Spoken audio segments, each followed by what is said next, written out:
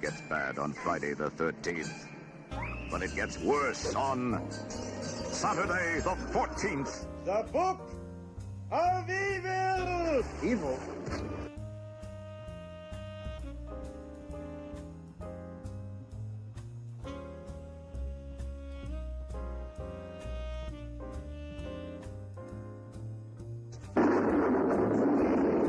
Well, somebody did the dishes, and we're the only ones in this house. An innocent family driven absolutely batty. Just when you thought it was safe to look at the calendar again comes Saturday the 14th. The year's #1 horror comedy spoof. God, look at all these owls. My name is John Hyatt, and I've got bats in my belfry.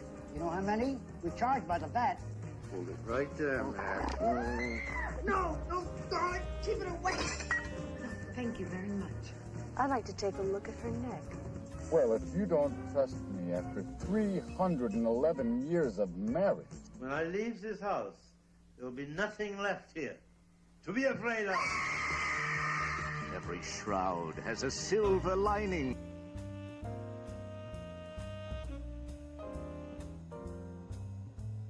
Well, this must be your charming wife.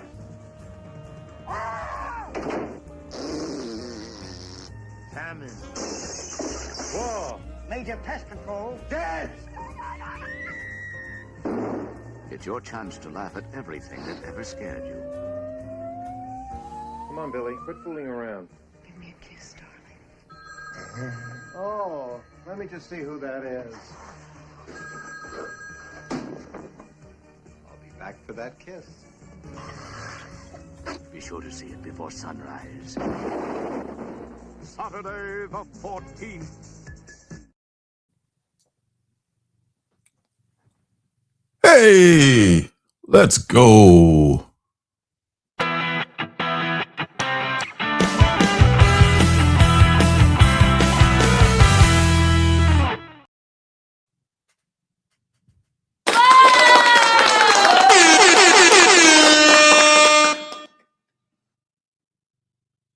Howdy, everyone. Welcome to the Wednesday New Comic Book Day live stream. Brought to you this week, as it is every week, by the Alternative City Shop. The Alternative City Shop is where you'll find comic books, t-shirts, and some one-of-a-kind artwork by yours truly. There are indie and superhero mystery boxes filled with comics from my collection. There are also pins and pocket mirrors made from images cut from superhero comic books. There is no YouTube sponsorships or Patreon for this show, so if you want to show your support, this is how you do it.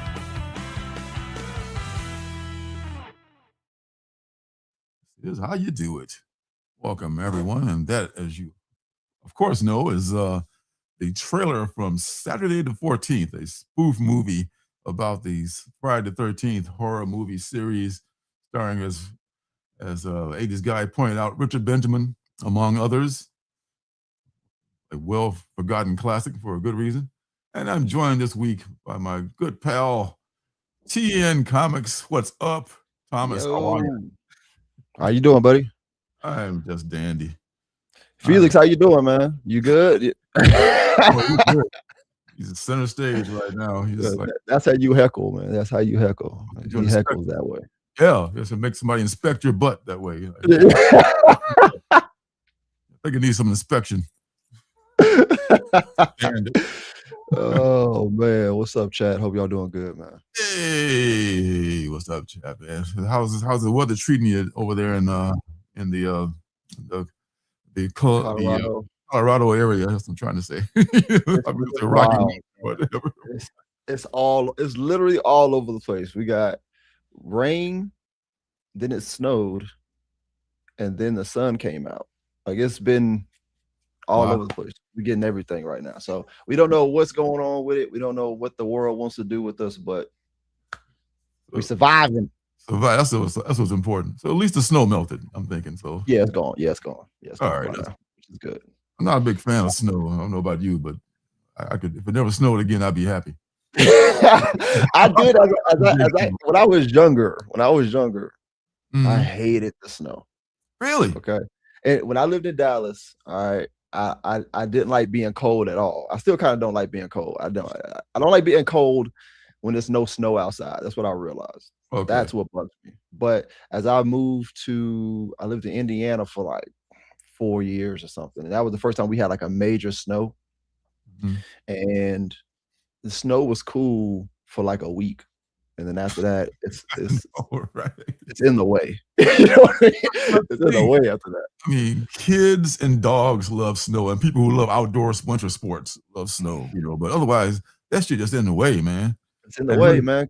when it first falls, it's like, yay, it's pretty, it's fluffy, it's snow, yay, we throw snowballs to each other, and ha ha ha, isn't that great?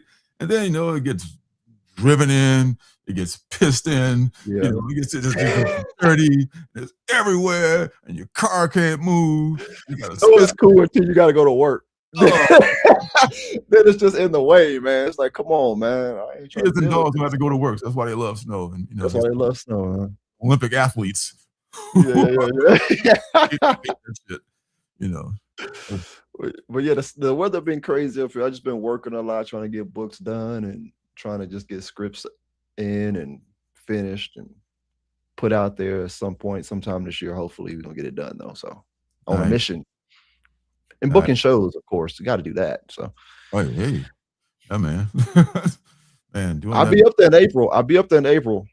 You be up here around my way? Yeah, we're gonna make it happen in April. I'll be up there. I already booked it. So we'll be up there in April. We gonna hit some comic book stores, hit some shows, hang out, you know. Oh man, that's gonna be crazy. You coming up this way, man. That's gonna be something. That's man. What's new with you though, man? Oh God, what is new with me? God damn, what is new with me? Oh well, you know, like I said, my back's feeling better. It's still a work in progress, you know. Yeah, yes, it's getting there though. It's getting there.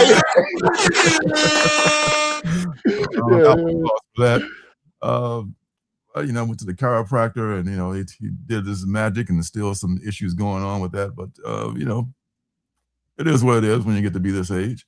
I got you. Yesterday we got the. I'm such a city person. I don't know. You told me 10 years ago that I'd be staying up here in the Pacific Northwest, and I would have a backyard that that we own that's like filled with trees. I would say you're just out of your freaking mind. You know.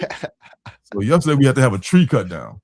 This is part of the fun of having a tree in your backyard. Sometimes those fuckers start to leaning, and they may fall on you and maybe kill you or someone else or damage some property at the very least. So we had to pay a grip of money to make that tree disappear. So it's completely gone. Oh, we sawed it off at the. We were trying to save it, you know, because we like them, you know, they cool and all, but when they started leaning and started looking not so good, and it's time for them to come down. And some guys came in yesterday and chopped it down at about a little lower than waist high. So it's like you thought it was a table, but the rotting in the middle. It was a nice cedar too. Too bad, but it was like rotting, which is why it was leaning, because it was rotting in the middle. So in the middle, you know, it won't be smooth. It's kind of like an eaten out area. So Janet's going to make it look a planter. I'm gonna put some plants and stuff in there, like this big ass round planter in the middle of them. But it opens up the whole backyard, you know, like it's like, wow, it looks so different now. Has Felix tried to get in the tree? Oh, Felix not allowed outside. If he gets outside, it's a bad time. He's an indoor cat. We keep our cats indoors because it's not a kind world out there for cats. I've definitely had a cat stuck in the tree before. It's really? Not fun. It's not a myth. They good with the tree. One of our cats was chased by a dog, right? Because she got out and she just they were outdoor cats for a little. They're outdoor and indoor. So for a while, they would go outside in the backyard, hang out, and chill. Eventually, one of the other cats, which is like the male cat, his name is Rama. He would get out of the gate and go party around the neighborhood and come home. This particular night, both of them were outside. Rama left, and a dog was chasing him. He made it back home, but scared the other cat, Chloe, scared her enough for her to go up in the tree. And she ran up in the tree, and she was completely safe, but she was just in the tree, just afraid of the dog, thinking that the dog was gonna get in the gate. He wasn't. But she just stayed up there pretty much all night. All night she was up there until like 6 a.m. So she was terrified, but eventually she came down and Oh, she she was came down fine. on her own accord. Okay. So sometimes I Yeah. feel, the old firemen rescuing a cat from a tree because they are afraid to come down or something. That never happened. Or that never, this never happened to you. It's a thing that I don't. I mean, I don't. That's the only time it's ever happened to me. I didn't think it was. I always thought that was like a show thing. Like it was just a show came up with the idea that a cat was stuck in a tree, so a policeman can be involved in the scene or something. That's what I always thought. And then it actually happened, and then I was like, "That's actually real. They actually get stuck in trees." Real shit. Not just being a stare. That the show wasn't just. That was actually a real thing. But she came down. Eventually, we had to call the fire department, which is good. Oh, thank God. Yeah. Well, these trees out here like 100 feet tall plus. They got some skyscrapers. I mean, I think you got evergreens out there too. So you got some tall trees out there. Definitely. Yeah, man. But in the Midwest, man, we trees up maybe 20 feet, 30 feet tops, on a big tree. Man, these trees are like, what? It's like a different planet when I first got here. I'm like, oh, these tall ass trees come from? Man, it's Seattle. I remember going to the ferry, having to drive to the ferry, and I went the wrong way. There's like two ways to go there. It's like the main highway, which is fine. It's just but the shorter way is through the woods. It's like a road through the woods, and you go through the woods, and it was like just dramatically tall trees. Like dramatically, like who planted this here, bro? It was like dramatically tall trees, man. I couldn't believe it. I was surrounded by that. But every now and then I see like a house or something like that. But I'm like, people live out here. They got space for that. The trees were like dramatic. It was like a tree on top of a tree. Like that was what we were looking at. That tree is old as fuck too. All those trees. Yeah, old. Old trees. And the one we took down was probably, I bet, 100 years old, man, close to it, I bet, because it was wide and thick, but it was just its time had come, unfortunately. It was fighting for light. That's the thing, like, the forest is just everything, it's just a bunch of plants fighting for light. Everywhere was all the limbs are looking this way, and this one had to lean this way because it couldn't get light that way, and therefore it started to lean, and that's when it had to, it started to get crooked and had to come down. So, was it snow on it, or was it just just the nature of the lack of light? It's always looking for trees around it, and then it's got to stretch around and find light somewhere else. It's crazy. Wow, nature's just a battle for survival, man. That's facts. That's facts. Yep, for sure. For real. All right, let's shout out the chat. Let's shout out the charts, let's say. I turned British all of a sudden. I don't know. But what's up, 80s guy? Oh, man. Here's my drink right here. Cheers. Man, welcome to Costco. I love you. Oh, guys, that's from Idiocracy, I think. Yeah. Awesome. What is up there? Phil's Treehouse, my host from last week, my friend. Yeah, I just thought about the thing you guys had last night because I was working on stuff last night. I totally forgot about the hangout. I popped in a little bit last night. Roscoe, the hangout. Yeah, the Roscoe hangout. Yeah, I was meant to. That was cool. I didn't realize they were up that late. Oh, I didn't realize that. So I'm down. Super late for them, man. I mean, I will be there. Yeah, y'all will be there.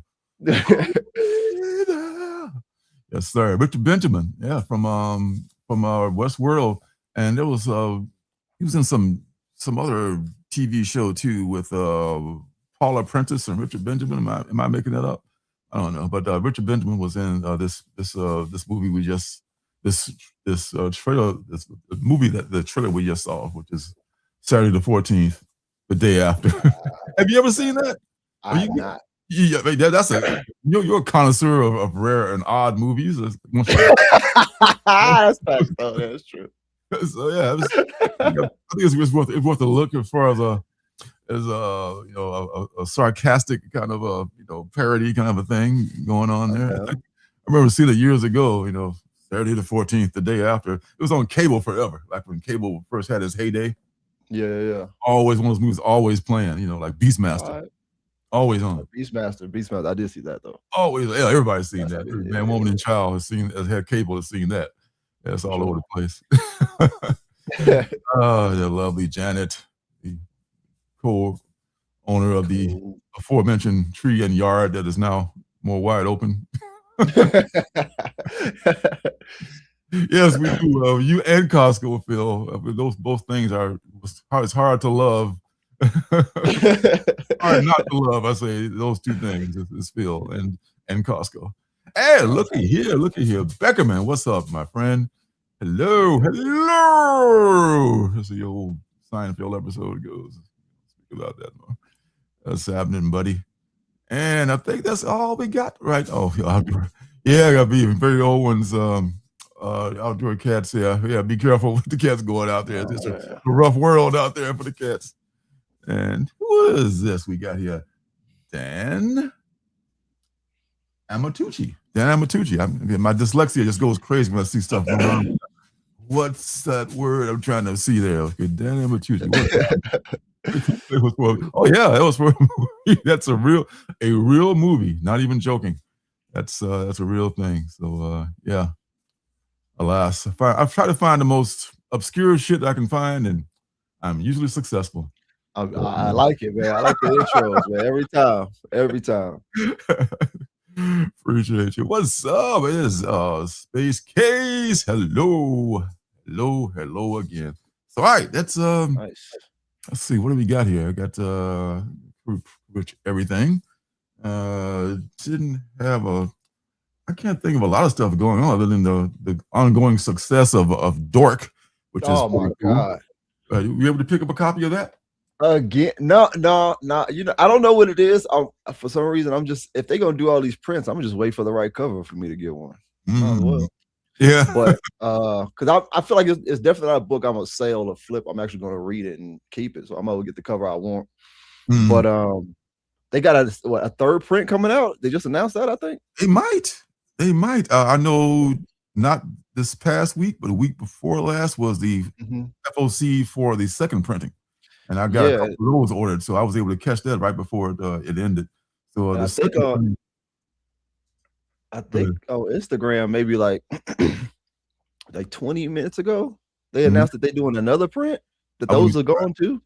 Oh, it means that the second prints are probably, it might be because I say that they've already been ordered. I don't know if they ordered extra for like people order extra for the shelf, because sometimes they order extra for people who don't pre-order. So being this, I don't know if the popularity of the book caught the FOC in time for people to pre-order that second printing. You know what I mean? Because by the time it took off, it was like maybe Monday of that week, or maybe just still taking off by Monday of that week. And FOC had already passed. Man, yeah. If anything, I'll probably get the next print. I think I'll get the third print that comes out for sure. Yeah, there may be enough out there for everybody on the second printing, because sometimes the second printing. I would think so.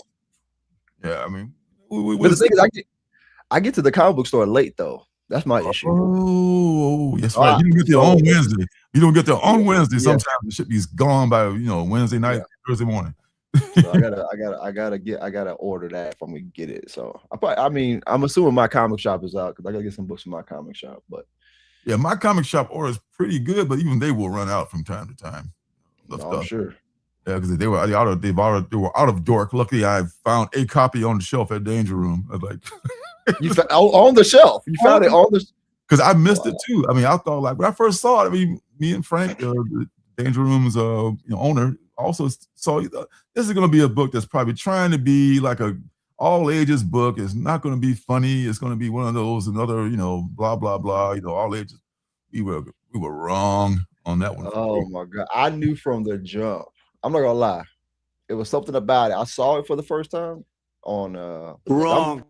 I go way ahead on League again. I go way ahead. I'm looking at Dork. I'm like, this look kind of cool. It's something about this that's gonna be heat. Yeah. I just forgot to put it on my list that week to pull, and then it just blew up, man. It's something about it just cool. I haven't read it. I heard it's a good read. But I don't know, man. surprisingly good because I had not heard of Brett Bean. Apparently, he worked on I Hate Fairyland. Scotty Yeah. Young's book. Mhm. I guess he took over drawing duties after Scotty, got too busy to keep drawing that book and got other stuff he had to take care of. So I dropped it after the first volume of I Hate Fairyland. So I never saw any of his work, but his work is super dynamic. It's You good. know, you see, he's got the cartoony style just like Scotty, but he's even more dynamic than Scotty's style is. Just you can make that look like it's like he's drawing animation almost. Like he's got that flex, that spring that this is hard to get into your art. If you're, I can see Dork being a cartoon. I can see it. It's going to happen, man. It's going to be. Somebody got to jump on that, man. Somebody got to. I'm sure they already gotten. I would think so. With the way that it's selling issue 1, it's got to be like. It's got to be. I can see it being a cartoon and a game at the same time. I can see that being a thing. But if that's the case, these books now are cheap. That's what happened. Right now, yeah. I have 100 right now for the A cover. The one in 25, which I want that 1 in 25. That 1 in 25 is my guy Ryan Otley, first of all, and then it's a cool ass cover. And that 25 right now is $200 to $300. I ain't paying that much for that book. That's cool, man. And that's one of the books I feel that you buy and then you have to almost sell it while it's hot, like almost immediately. Like you can't even take a chance on losing $300 if you're not gonna just like keep it on your own. If you try to flip it, you got to sell it as soon as it gets high because it's going. Yeah, nobody's gonna buy that. That's absolutely 100% is right there. That's the kind of book where you pay like the ratio price. I paid $25 for it. Now $300. I got lucky with those Mark Spears monsters, which I caught for cover price, and I've got like about 3 or 4, maybe 3 or 4 of the A covers. And I was able to like sell about 2 of them. Like I sold the main A cover and the Bride, and got good money for those. I'm still holding on to this like the most rare one, which is the Dracula cover of #1. There's only 100 copies made of that one. And I still got that one, so I'm hanging on to that one. Says see what happens with that one. What is the rarest book in your collection? That you can think of on top of your head. I mean, honest, rare. Yeah.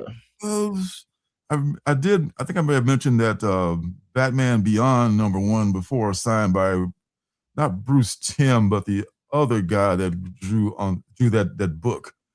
I got one of those. Yeah, and it's in good shape. But those are like pretty much garbage paper that those are printed on. I haven't got it, but I want to get it graded. That's probably one of my favorites. And there's one signed by John Romita Sr. of Spider-Man number 60 something with the Vulture and Spidey fighting. I know that cover. Yeah, I know that cover. So that's pretty rare. That's only rare because they got the signature on them, but they're rare, but those are probably my most valuable ones. And J.R. Jr. signed one of the 36, number 36, the volume with the World Trade Center, the all black cover. J.R. Jr. I know that one. Oh, that's like a all black cover, number 36. I think in volume 2, way back in volume 2. So it's like about 2001, maybe, because that's when the World Trade Center thing happened. So that's like an all black cover, and he like signed it and put his the Spider-Man like web mask thing on the cover. I didn't even ask him to do it. That's cool. Thank you. That's real cool. Nice. Back in the days when people would, you had to pay $1,000 to like be in their presence at a con. It's like, oh my god, he signed it and he was like, hey, here you go, man, cool. So J.R. Jr. is always all right in my book. People talk all that shit about him. He's fine with it. He's a lovely man. He signed my book. He signed the book. He cool with me. He's cool with my book all day long. I needed 5 minutes of his time. That's it. That's it. So yeah, I guess those are mine. How about you? What's your most rare? I asked a question that I didn't even have an answer to. That's what's crazy. It's probably a book that nobody really even knew even existed. Probably that I have. Probably some video game book like Silent Hill. The Silent Hill actually, yes, probably the Silent Hill comic books are hard to find. I don't even know anybody with any of those. And a Johnny Homicidal Maniac first Those print. are rare. I got that. Those I got that first print? Yeah, I got a First print of Johnny Homicide, number 1? Yeah, number 1, yeah. Yeah, that's a little tough to come by. So if any, I'm sure I got some more, but off the top of my head, that's it. What is Jonan Vasquez doing these days? I think he was one of those guys, kind of like the guy that created the Boondocks. He was more into animation than he was into comic books. Don't he have like a new book out? Hold on. Does he?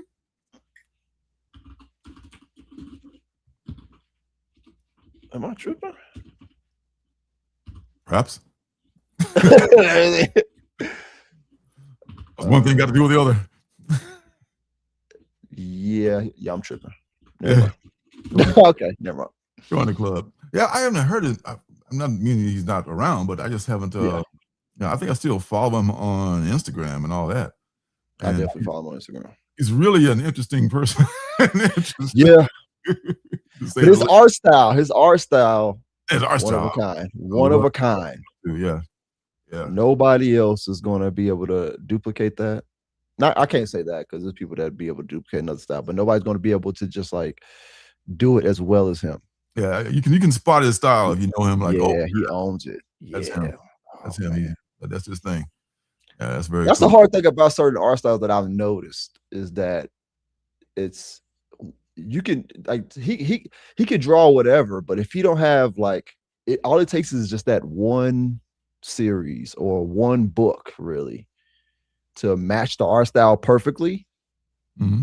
That just makes all his other books like explode. It just takes that one because he's so particular, he's so different in his art style that it's just like, man, like a normal, I guess I can't say a person will look at it and be like, I don't want to read this, but for the most part, like you read Marvel, DC, all the other comic books, no art style looks like that. So it's going to kind of throw you off a little bit. Oh, sure. You get the story to match it perfectly, and then you get that one book just to take off, all the rest of your work is going to take off. You know what I'm saying? I think that's just cool. It's hard to really match a comic book with the comic book artist with the right story. Yeah. But once you find it, it's such a great marriage, you know? Indeed. This thing about Yonan too, he has this thing, if you notice, he says, this is his phrase he repeats called question sleep. Like he doesn't think that sleep is necessary. I feel it. He believes you should, man, that's what we disagree right there. I love. I ain't mad at it. I love sleep. I understand exactly what he's saying. I get that life. I get that life. I used to be that way when I was younger. I would take no-dos and drink coffee and all kind of shit. Thank God, and the Monster didn't exist back then. My heart would have exploded. Or drunk that shit.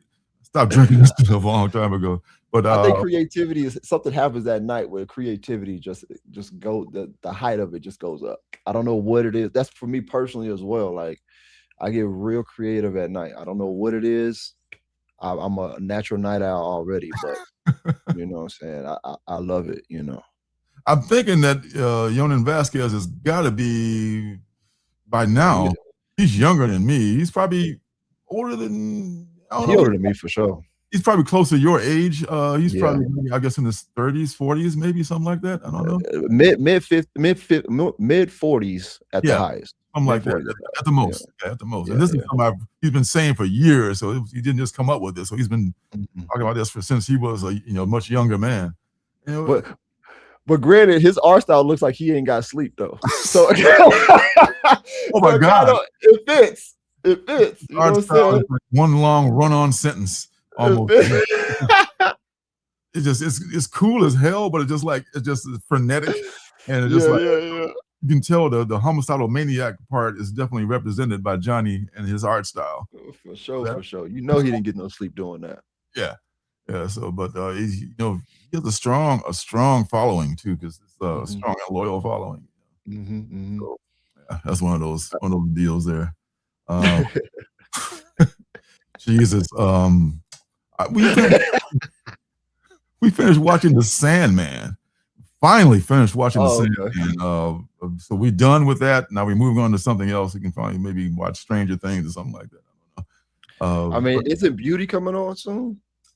Beauty Is it out already? Beauty is already on. Beauty is on Apple TV or Paramount, something we don't have.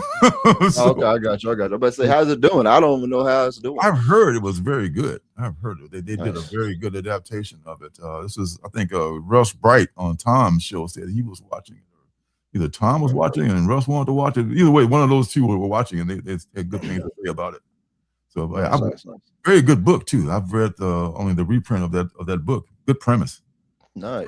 I haven't read any of them. I just know about it. I mean, I can't say I know about it. I know of it. Mm-hmm. I haven't read any of it, but I know of it. I like the covers though. I ain't gonna lie. Covers pretty cool. Yeah, he does. I bet he does. He slept and since I last read one of his books, it was like 20 years ago. I'm not sleeping. Like he's among the Walking Dead, I'm sure. Waking Dead is coffee, more coffee. Oh man, yeah. I don't know if I could survive on coffee like that though. Coffee don't do it for me. It don't do it for you. Are you like coffee? Nah, I could probably knock out one Red Bull and call it a day. Like, you one of those? Okay. Yeah, I can't do that, man. Perhaps I'm not sure. I mean, hey, it's we vicious. I mean, being vicious is not that bad. Somebody got to do it. I'm sure he knows. There's no way he doesn't know. Gosh, there you go. That'll do it for you right there, baby. Burn in my chest. His spirit has left the bed. Yes. The machine is under automatic pilot right now. He is no longer just cranking out stuff and staying up. That's all. Oh man, grinding nowadays. Everybody got to grind. That whole series was written in one night. That whole series was written in one night, yo. Was it really? No, it wasn't. I'm joking. It's completely believable. I mean, hey, if he didn't sleep, it's possible, Yeah, I mean, that's the trade-off. You don't sleep and you're productive, but probably going to die young, because you need or that. Will you? Your legacy lives or will you? Or will you? Oh, will you? But there was a guy named Gene Day. Gene Day, you can look him up. He was a comic book artist. She do Shang-Chi back in the day, back when Shang was just coming out with Marvel. And Gene Day, his brother used to help him. Gene would work like nonstop, burn through his assignment like in a couple of days without stopping from his desk. And he would just drink coffee, smoke cigarettes, and whatever his brother gave him to eat right there. I don't know, maybe just went up to pee once in every couple of hours or whatever. But he would nonstop work. Whoa. I'm just guessing he peed. I don't know, but coffee don't make sense. He got to pee at some point. I don't know if he had a catheter or something or what, but he would stay at the desk, working his ass off all through, and just and then just collapse after the assignment was over. Oh my God. Sadly, Gene Day did not live out of his 30s. 30s? Out of his 30s. The man, his diet was atrocious. He was smoking cigarettes nonstop. He was sitting. Still, I mean, sitting is, people call it the new smoking. Sitting is like, they want you to get up at every half an hour now. Who fuck remembers that? I have to remind myself, my knee is getting stiff. I better get my ass up and walk. My knee didn't get stiff. I wouldn't, get up and walk because sitting is bad for you now. They discover all the shit you thought was great, it's bad for you now. Isn't that great? Jeez. Dead at 30, man. But yet we're still talking about him. So he's alive, man. He's alive, man. So it's a good news, bad news thing. Yeah. Well, good news, bad news type of thing. You know what I'm saying? What was that, Dad? I smoke damn near a pack a day if walking is the new smoking. Oh my God. Oh no. Sitting. Yeah, sitting. Oh man.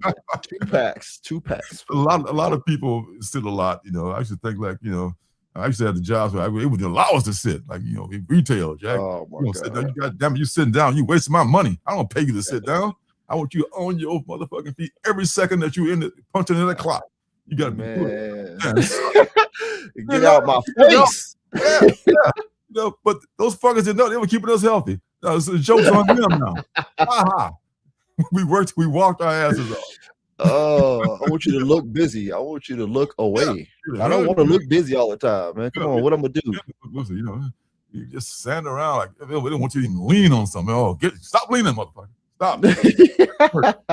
Work harder. Because all we are. That's why they love AI so much. They don't have to supervise it. Let's just go out there and like the AI will just do it. We don't have to give them benefits. We don't have to pay them. We don't have to look at them. They can just do our bidding and make us money. That's why they fucking love AI. Just type some stuff in and call it a day. Oh, tell me about it. How many times I heard that? I wanted to just like If you got time to clean. That's why I learned you got to find the spots to hide at, y'all. You just got to disappear. Just clock in and disappear. What you got to do? Clock in and do about an hour of work. Make sure they know you working and then disappear. When I was working at the art store that the Complicated Hair comic strip is based on, the smokers had that advantage. They would actually, at that time, this was in the late 90s, 2000s. It was a different era. It was 25 years ago, 26 years old. Jesus Christ, that's a long time ago. I'm gonna kick it with the smokers, man. Yeah, I couldn't. I ain't smoking. I'm staying out here. So allow me to go outside and smoke. To smoke a cigarette. But us non-smokers are like we don't get a break like that. We get one assigned break a day. How come the smokers get to go out there? Or the boss, the boss didn't smoke, but he sympathized with the smokers, so. Oh man. So all this. That's why I always sit an extra 5 on lunch or something like that. I'll be chilling. I'm gonna get an extra 5 out here for my cigarettes. I'm smoking my cigarettes in my car. I'm smoking my cigarettes. Yeah. See, I did. We had to we literally everything was literally punched to the minute, to the second, because somebody else is waiting back in your department to go to lunch. You can't stay long. It's like a tag team, like somebody's waiting to be tagged in. Tag in? Go. Okay, now you go to lunch. I'm back now. Okay, now there's always got to be somebody on the floor, some warm body on the floor. You out there, and it's even worse now. I'm sure. I'm sure they got to do more with less now. I'm sure. I feel for the folks out there in the retail world now and in the working world, and they got to get off that shit. Man, have lunch with the supervisor. And just pretty much entertain the supervisor for 40 minutes. They forget about how much time you're supposed to be on break at that point. Get in good with the supervisor. That's the thing. See, I didn't know that. It was not my nature to schmooze. I feel you though. A nice way of putting it. I was never a schmoozer, and it was evident in my lack of ascension throughout the ranks. The people I was good about it. I ain't gonna lie. I ain't gonna say like I would like be buddy with that, but I would be good with just like having a conversation with the soup and then making them laugh or whatever, telling them about the shows I had and all that stuff. We'd be in good conversation. 30 minutes come up, I go clock in when the lunch actually ends and sit right back down for another 10. You know what I mean? I was good about it. I was able to get it in. You know what I'm saying? Easy. And there was some people I never got that skill set. I probably was a skill set I could have pretended to use. At least it would have helped me. But I never even. I'm not going to pretend to kiss the boss's ass. Fuck that guy. I was there working for you. I wasn't rude, but I just didn't like. Oh, John, how's your daughter doing today? Oh, John, that's a very nice smile.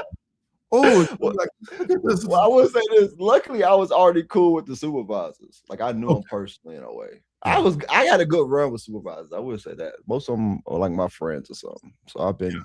Oh, you're lucky, man. You know what I'm saying? The last job I had working at the UPS store, that was probably the coolest boss I ever had. Shout out Terry, wherever you're out there. Where you are. Terry is a good man. He was hard but fair. And Terry was a very, very reasonable man. He smoked himself. He smoked breaks. So he didn't give a fuck if the other people took their smoke breaks too. It's all good. I didn't smoke, but he didn't sweat me for coming back, late from lunch or something like that. I'm gonna work. He knows I'm there for him. I'm gonna bust my ass, and he got it. But a lot of these fuckers were just like, Ross, you're 10 seconds late from touching in, so I'm gonna have to write you up. I'm gonna have to give you a verbal written warning. What the fuck is a verbal written warning? Verbal written warning. Yeah, 3 of those, you get a written warning, and then you get 3 written warnings, you get fired. So it's like, it's a bunch of bullshit you gotta jump through, All I know is that I was dependable. I will say that. At work, I was dependable. I would be there on time. I was doing what was need to be done. So I would, even if it was a new supervisor, I was dependable. I was doing what I had to do for a year, and then that's when I started slacking off. After that, I ain't gonna lie, I started slacking off, bro. I'm coming in, I'm taking 40 minutes instead of 30 minutes on the break. I'm slacking. I don't really care too much. I'm here. You know what I mean? You're not gonna get rid of me because I'm dependable. So I'm good. Yeah, that's the thing, man. My reputation speaks for itself. There you go. All right, let's get into some of these comics here that I got. Got a couple, 2, 3 that I picked up this week. You got a bunch? You got a bunch? A few. This is just a regular week for me, so I got like about 1, 2, 3, 4, 5, 6, 7 thereabouts. Okay. I got 4. Oh, really? We might have this, but we might have the same ones. We might have the same ones. Okay. So since you got the 7, you pull yours first, and then I'll show you if I got the same one. All right. I bet it'd be amazing if I have all I bet right now I have at least 2 of 4 of yours. You at least got 2. I know for a fact you don't have 1. So you at least got 3. I'm gonna say 3. You got 3. I know one of them that you don't have for sure. Okay. All right. There's this DC Vertigo New Beginnings catalog with stuff in it. It was for free. I guess it's going to be talking about all the new DC Vertigo's titles that's coming out. It's pretty fucking awesome right there. That looks. I like that though. I like that. Yeah, what is that? That is what was did DC? They already put out a book, right? Vertigo, right? They put out a couple. Oh, this is Bleeding Hearts. This is the Bleeding Hearts. A Bleeding Hearts. I heard one was doing really good. I don't remember what it was though. I heard one of them was doing really good. A couple. Because they relaunched Grandfathered In Nice House by the Sea. It's not that one. Vertigo, not that one. Then Bleeding Hearts may have been the first one last couple of weeks, week before last or last week. And then this week, the new one here, which is Proof of Life or something like that. Yeah. So I think it might be Bleeding Hearts. I think it is too. I think that might have done good. That's a Kyle. No, this is a Kyle Starr show. I'm lying. That Bleeding Hearts is a Dennis. What's his name with the alternative crisis events? Dennis. I couldn't look it up. I don't remember him, but I know you're talking about though. Yeah, it's him. So I got that, and my only mainstream book I am pulling, which is absolutely positively Batman. Okay. Amazing. 17 is the Poison Ivy deal here. Minor Arcana number 14. Number 14 is on its way to me. It got shorted last time, so I'll wait until that gets here before I can read this one. No big deal. It's a very fast read. Very good book. I'm gonna say, is that ending? I hope not. I think maybe it goes in arcs, and my guess is that he's going to do the whole entirety of the tarot, I guess, in numbers, maybe, because there's a corresponding tarot card to every book. Mm-hmm. So there's a bunch of cards in that deck. So I'm thinking it's probably going to be in that close number how long it's going to run. So I think it's probably go in arcs and just take breaks. Okay. Very good book. Very good. One of the best books of last year. It's been out 2 years now. And this is the Bleeding Hearts, which I did not get yet. I ordered an A cover from my comic shop. That won't be here till next month. So I got this one from the shop. This is the connecting cover of Bleeding Hearts, which goes with the connecting cover of End of Life, which is the new book this week. And this is how it goes. That's cool, yo. That's really cool. That's how it goes. Yeah. Wait. Yeah. Yeah, there you go. Yeah, that's cool. Yeah.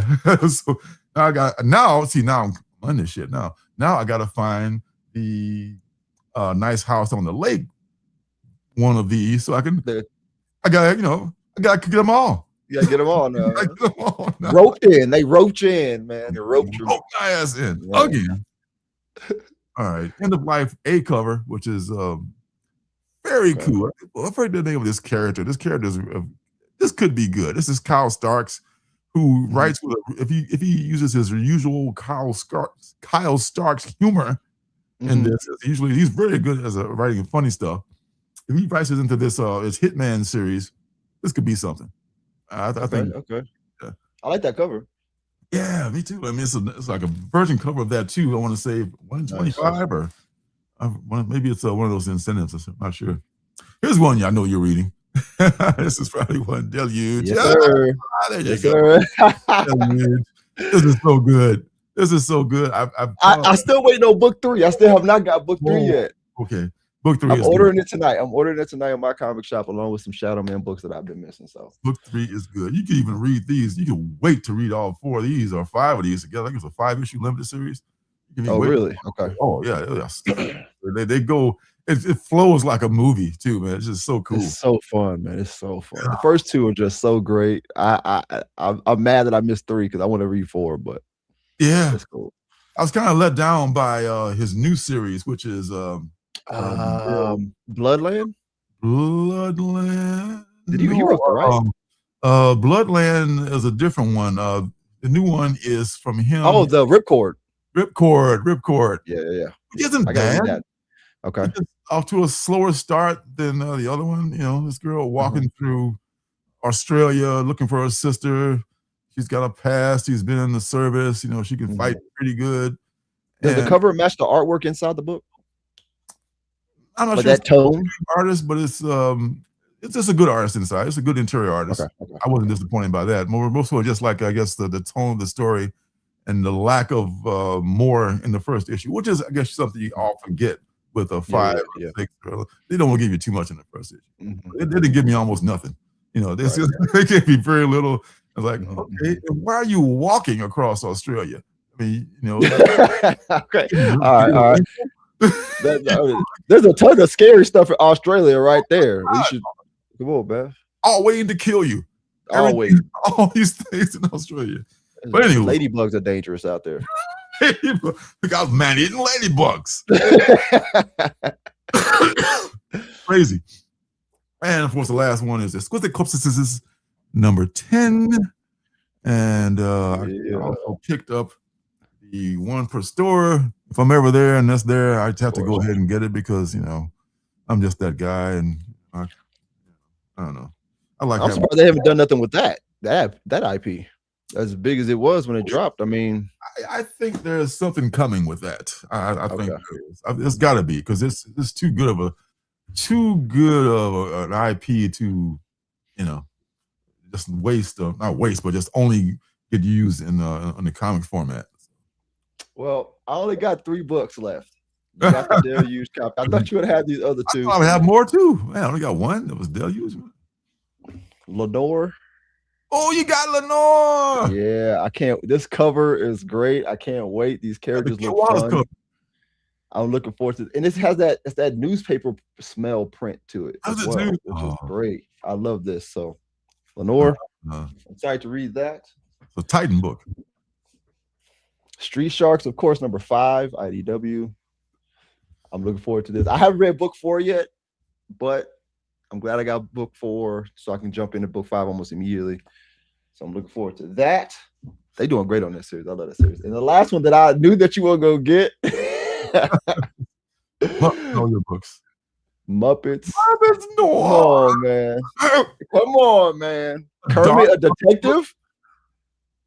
Come on. My God. Oh, my God. I don't know who dies in this book, but somebody dies? Oh, my God. I don't know, but he looks like he's like trying to solve a mystery to a degree. I mean, it got to be a crime somewhere, regardless of what the crime is going to be. It's got to be hilarious. It's Muppets. What you realize? Muppets, man. Somebody's probably stole some cookies. Something, man. Yeah. But if somebody dies in this, I'm all the way in. I ain't gonna lie. But if it's some other stuff, okay, it gets to be a fun adventure in a way. I think it's gonna be hilarious. Just the fact of, you know, this group of puppets, Muppets in general, are just like solving crimes, doing funny stuff, trying to figure out what's going on. I didn't think. I just hope I hope it goes past my expectations as far as what's going on in there. Okay. Well, because I'm going to read that imagining it as a show, as the Muppet Show, not necessarily them standing on two legs. I'm going to be thinking about a person actually making these puppets move. Maybe that is a thing. Maybe they don't have anybody operating them, so that becomes a whole mystery. I don't know. So have you identified the villain yet? You haven't read the? I haven't touched it yet. I literally just got it like maybe an hour before the stream. I haven't got a chance to sit down and read it. Please keep us, because inquiring minds want to know who the villain is. I'm sure it'll be on the weekly reads. I'm sure, because I'm probably going to end up reading it. Like the weekly reads. Yeah, the weekly reads. It'll be in there for sure. I was checking that out. All right, so man, let's since you have a couple things I've already discussed. You mentioned that you have for what's good that are interesting. Yes. Oh, wait a minute. Yes. Hold on, Tom. Not just yet. Okay, get the whole branding in. This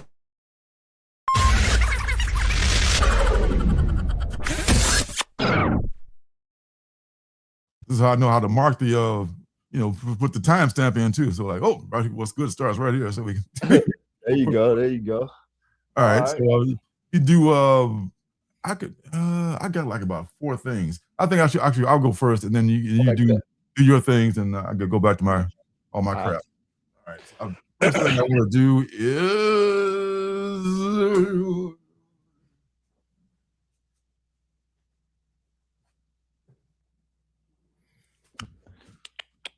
Harmonious Fox. Harmonious Fox. That's right. Like a former coach of the Chicago Bears. Harmonious Fox by Nathan Danielowitz. This is from Twain Publishing, and they sent me this in the mail last week, along with some other stuff I got in the mail from other folks, and along with the very cool nice sticker that goes with it there. That is really cool. There. That's super dope. Harmonious Fox. This is. It's also. I guess he's got. It's written by Nathan Danielowitz, and it's also the art is illustrated are Hans Richtert, Azanab.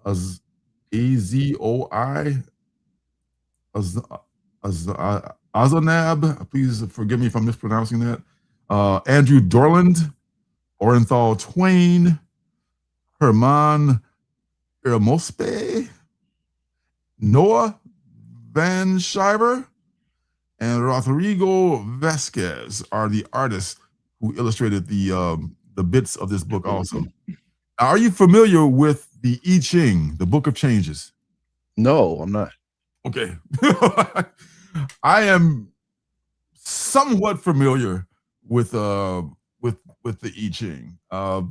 Not too. I know. I mean, he explains it in the forward here as what it is. It's a Chinese book that was somewhat loosely based on this tortoise shell and the cracks that go different ways, and they made this this book that has these symbols in it, and these symbols are what are they called? They are not hexagrams. There's a certain name for this. I'm just so ignorant on the subject.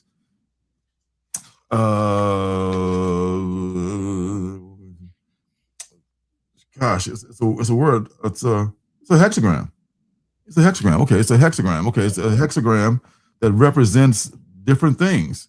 Like, say, for instance, this one here is grace. That hexagram on your left, right there. That's what. Okay, got you. And this drawing. But basically, what he did, he reimagined the Book of Changes, the I Ching, as this book, and somehow Hieronymus Box was involved. I'm getting it all mixed up here.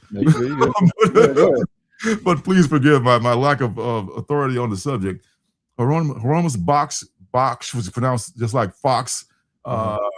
It also is associated with the I Ching in some way. Those of you who know more, please chime in and bail a brother out and tell me if I'm doing it right.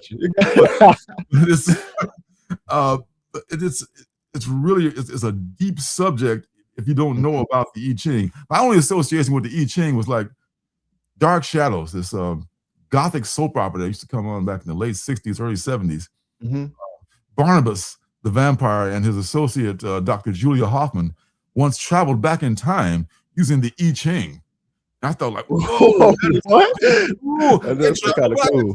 They laid it on the table, and they went into this room, and they sat down there, and their astral spirits got up and went back in time. And my little fucking, grammar school mind was blown by that. That sounds cool, though. I think I knew about the I Ching, and years later I found, it's a real book. It's a Chinese Chinese culture, and it's filled with hexagrams, and it's called the Book of Changes.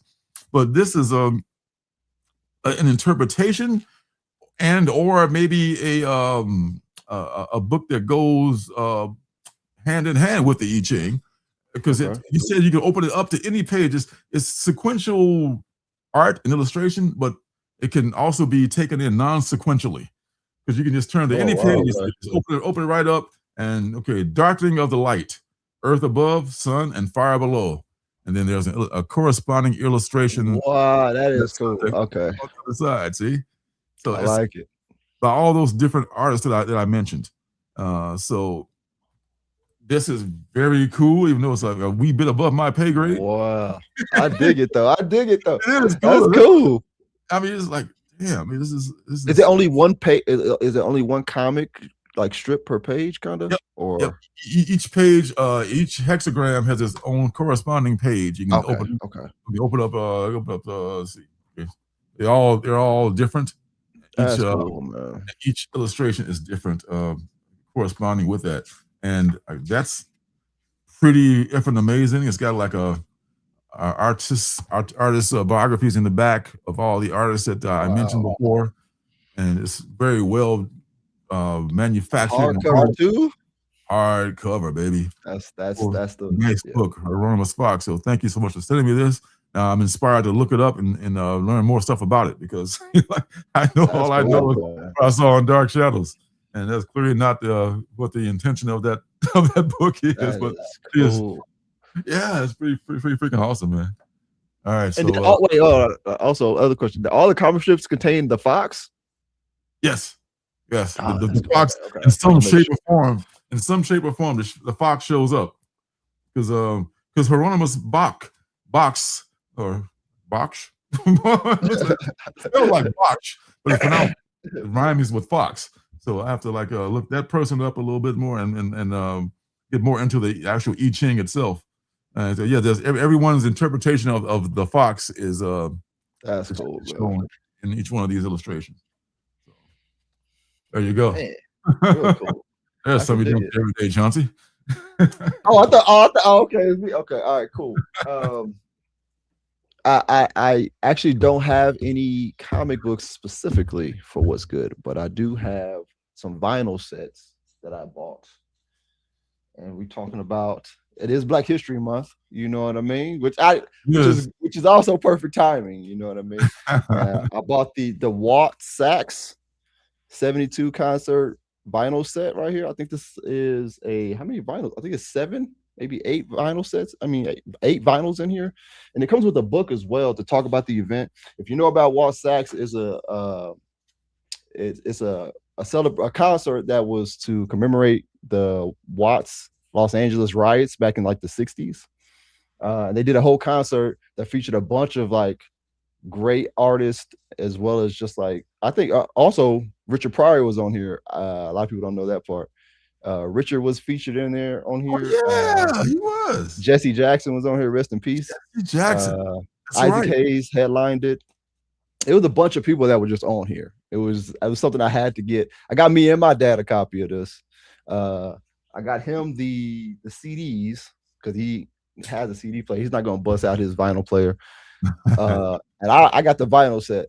So I unboxed it. I checked it out recently, and it's really dope. The documentary's on YouTube. You can check that out. The Watt Sax 72 concert. It's pretty much Black African American Woodstock, which I think would be cool to have that now, for being real. I think to have a Woodstock for just African Americans, that'd be dope. I don't know why. Oh, that's Man, not a thing. You know what I'm saying? everybody should watch that movie for free, man. As long as it's for free, great.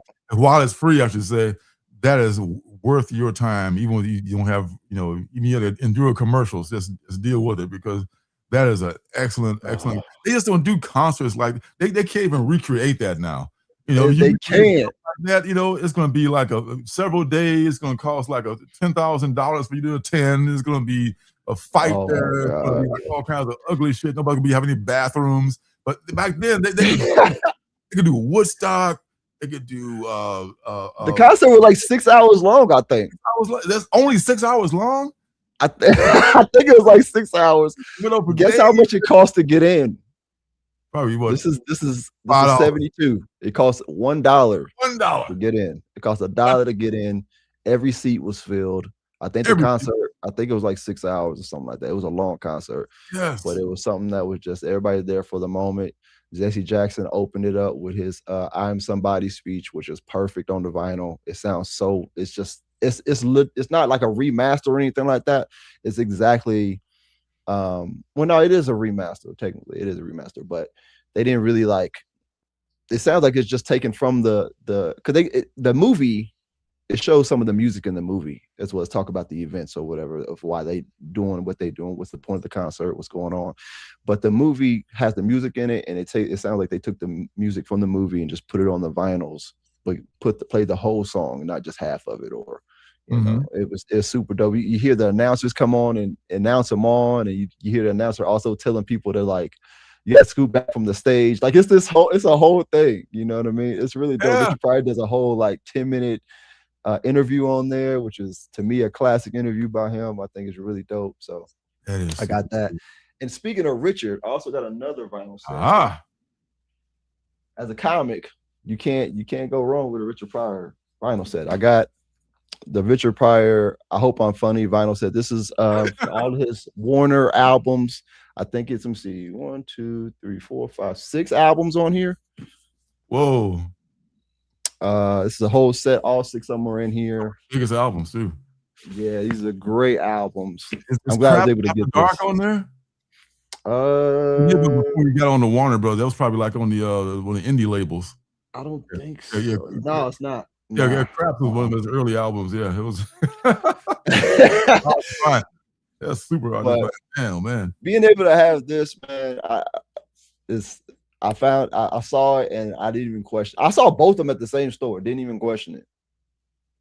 I just bought it immediately. I don't remember how much they even cost because I didn't care at that point. At your local record store? Yes. Yeah. Oh, wow. Even more better. You're supporting a local record store. Brand new, too. Brand new sets. Damn. I opened those. Wow. Brand new. I had to check them out. The super dope. So that's what's happening. I mean, what's good can be what's good. It doesn't have to be a comic. It could be any damn thing. What's good. That is very impressive. Definitely good.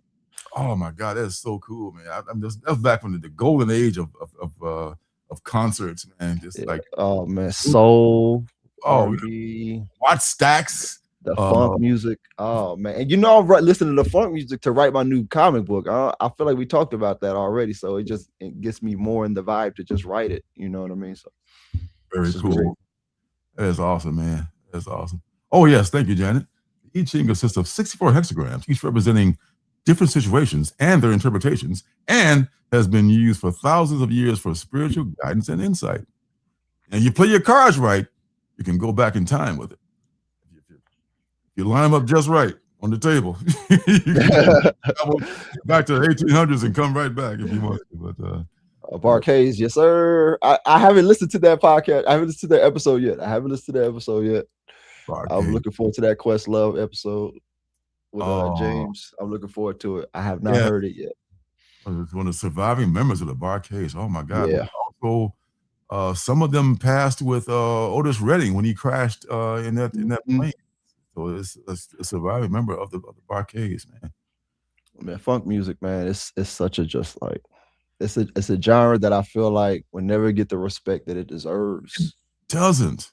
I mean, I was into rock and funk when I was coming up. I wasn't into soul as much, but I learned. What's up, my friend Larry? How about you It is tea time, and happy vacation to you. Enjoy your vacation, sir. You deserve it. I'm sure you do.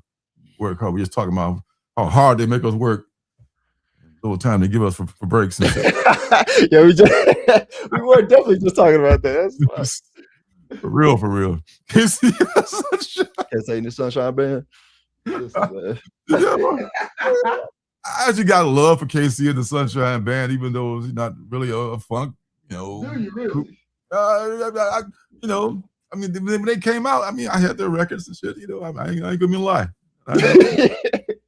You still got some vinyls? You still got some vinyls? Ooh, oh yeah, I got about this. I had more before we moved out of Chicago, but I managed to like replenish some stuff.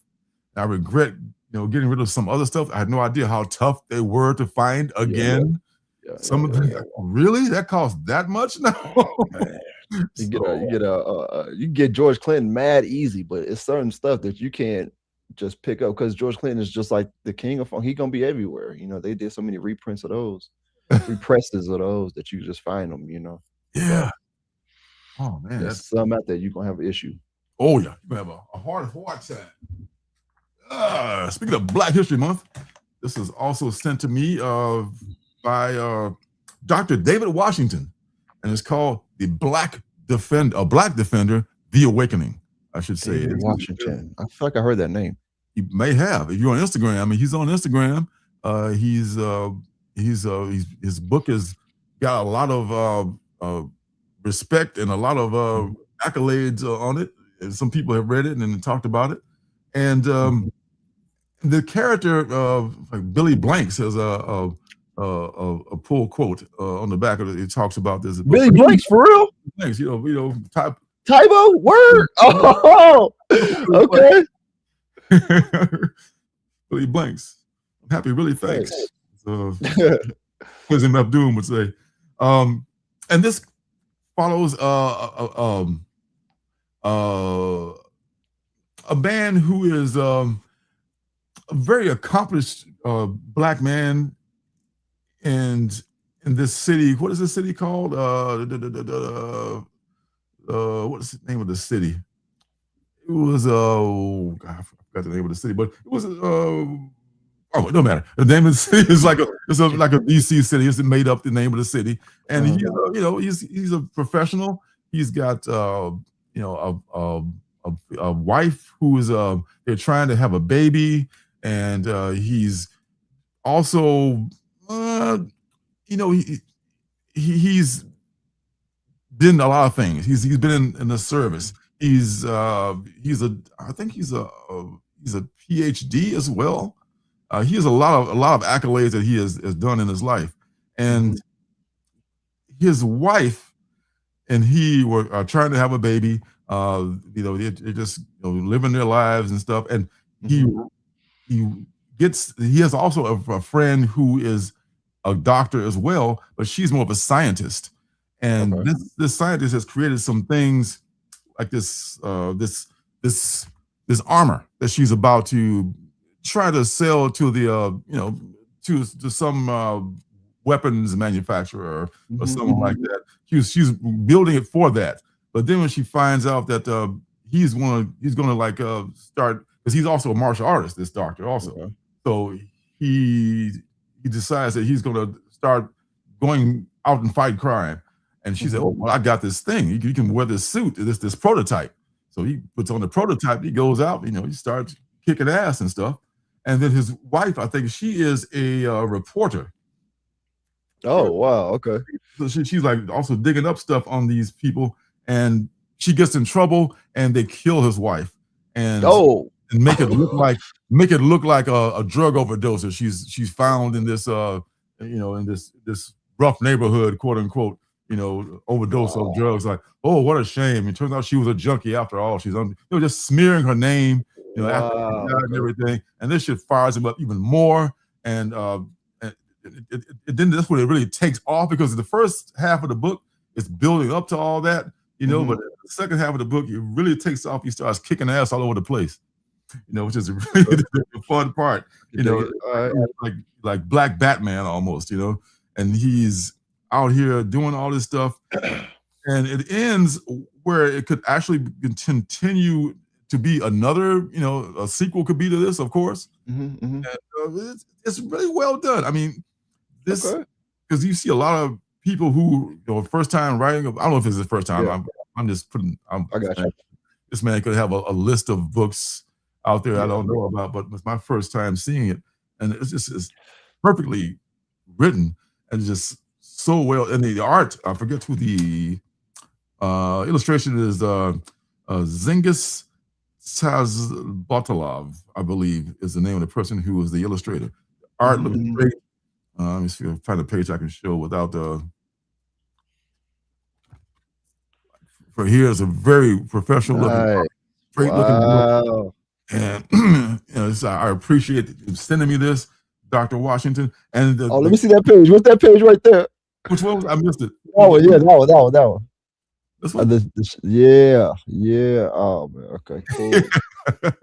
Yeah. Man, I always think fire looks so cool in a book, man. When people do fire, it looks just. I feel like that's like an artist's specialty. They just love doing fire. I think it's cool every time I see it. Yeah.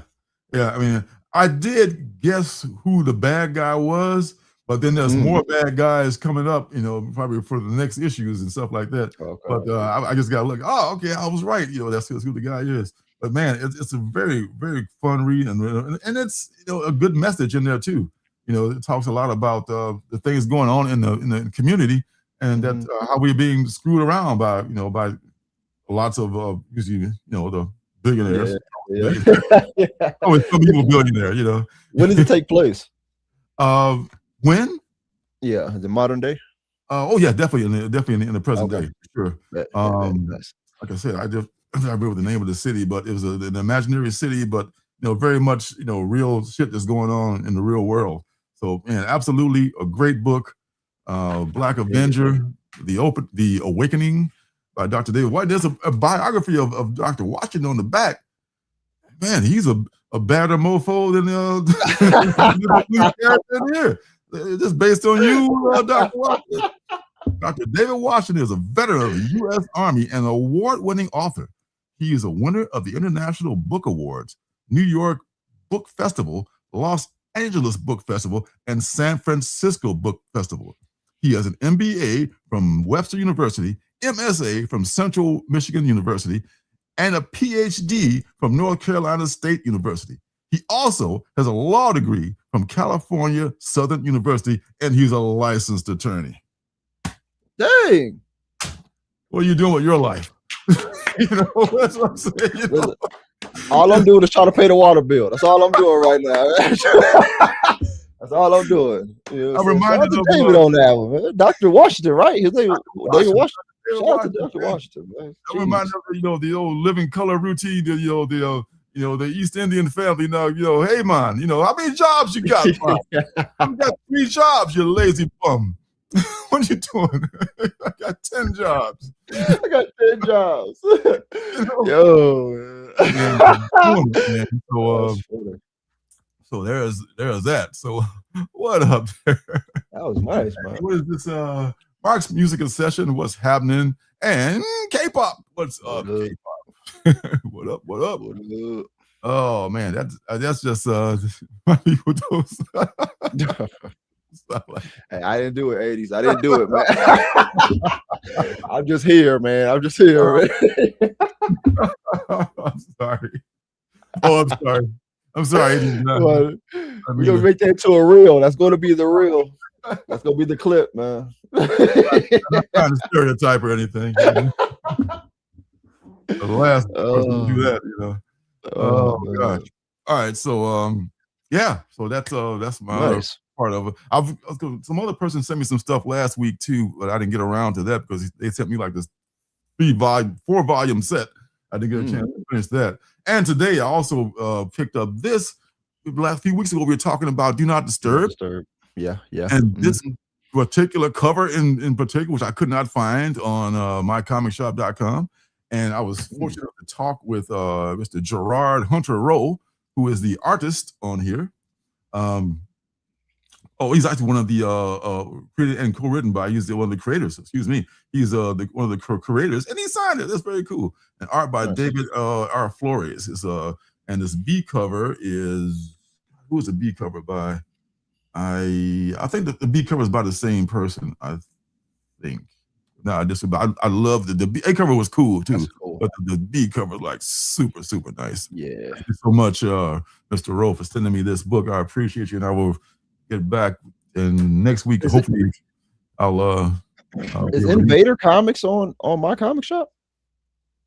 I think so. Yeah, because they did have the A cover, but they didn't have the B cover on my comic shop. So yeah, that was not there. So that was I gotta put some orders, man. I got some companies I gotta order some books from. I haven't done that. I gotta order some books, man. Oh, I haven't done my comic shop order in like 2 months. So I gotta do an order real quick. Oh, okay. Yeah, I do it every month now. You know, every once in a while they ship me every month. I do FOC every week if I see anything I like. You know, I gotta have. If I don't, I just wait and get it from local shops here. But something I gotta have. Mm-hmm. Hit that dollar band, man. Don't forget to put Skate Man on there, man. Don't forget. Skate Man's on my list. Skate Man's on my list. Got it on there. It's on the list. Skate Man. Talked about. What's the other one you talked about? Kid Maroon. Kid Maroon. Great book. Bunch of Maroons. Kid Maroon. Kid Detective. And another thing that I saw, I got from actually from my comic shop, was this one, Love Ignited. This normally I don't get those like you know, those anthology love books because they're like you know, it's like it's a gimmick for Valentine's Day or whatever. There's usually not that much in there. You know, they get the Harley Quinns and your Poison Ivy books and stuff like that. But this one's different. This one is from Ignition Press, and it has like 1, 2, 3, 4, 5, 6 stories in there. I found out something about you too. That you like anthologies. you only read one. You read the cover story, and that's it. Yep, that's it. I wish comic book companies would just do an anthology, but give each artist and writer their own issue. Like let the story be a whole story, and then the next book let it be its own story with the same name. Like that's just how I feel, man. Y'all hard to read those books. I do. I know for sure. I gotta pay for some books soon. I know what's going on, but hey. But I saw that and I thought about buying it. I'll be honest with you. I thought about buying it, and then I realized it was an anthology, and I put it back. I'm not gonna lie to you. I'm not gonna lie to you, man. I like that cover though. That cover. Yeah. You had it in hand. It was like, you know what's crazy is that my T horror series is an anthology, but it's not all. I'm proud about it. But the story, but it's a single issue. It's a single issue though. Yeah. Okay. Each issue has its own thing. It's not 3 stories in one book. It's one book per story. Yeah. So it's not drawn by different artists and everything. All right. Okay. So you practice what you preach. I see. But but I did look at it though. The artwork in there is pretty cool. Yeah. I ain't gonna lie. I like the artists that they picked in there, and that cover is nice. I like that cover a lot. Oh yeah, man. Yeah. And then you got some of the creators like The Harpy and the Siren, written by Olivia Default and illustrated by Danny, is about this harpy and this siren. They have this bet about, who's better. I guess, is it the harpy or is it the siren? I lure the sailor over with my song, and you just like gut them and whatever the hell a harpy does to a sailor or whatever. I think she takes them away like with wings. Does she have wings, right? Yes, she harpy has wings. Yeah, she like sings or something. Not sings, but like I forgot what she does. Yeah. She fucks you up because there's a pile of bones and just sitting there picking their teeth on the pile of bones that they all like had crashed on the rocks. And it just is what their relationship evolves into after that. It's a pretty interesting thing.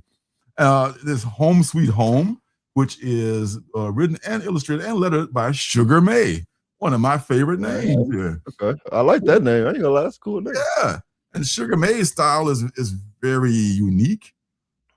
You know, and Nice. this Wow. Okay. 50s style about this budding relationship between these two women back in the days when women were women and women knew their places and they cooked for men and did all that shit.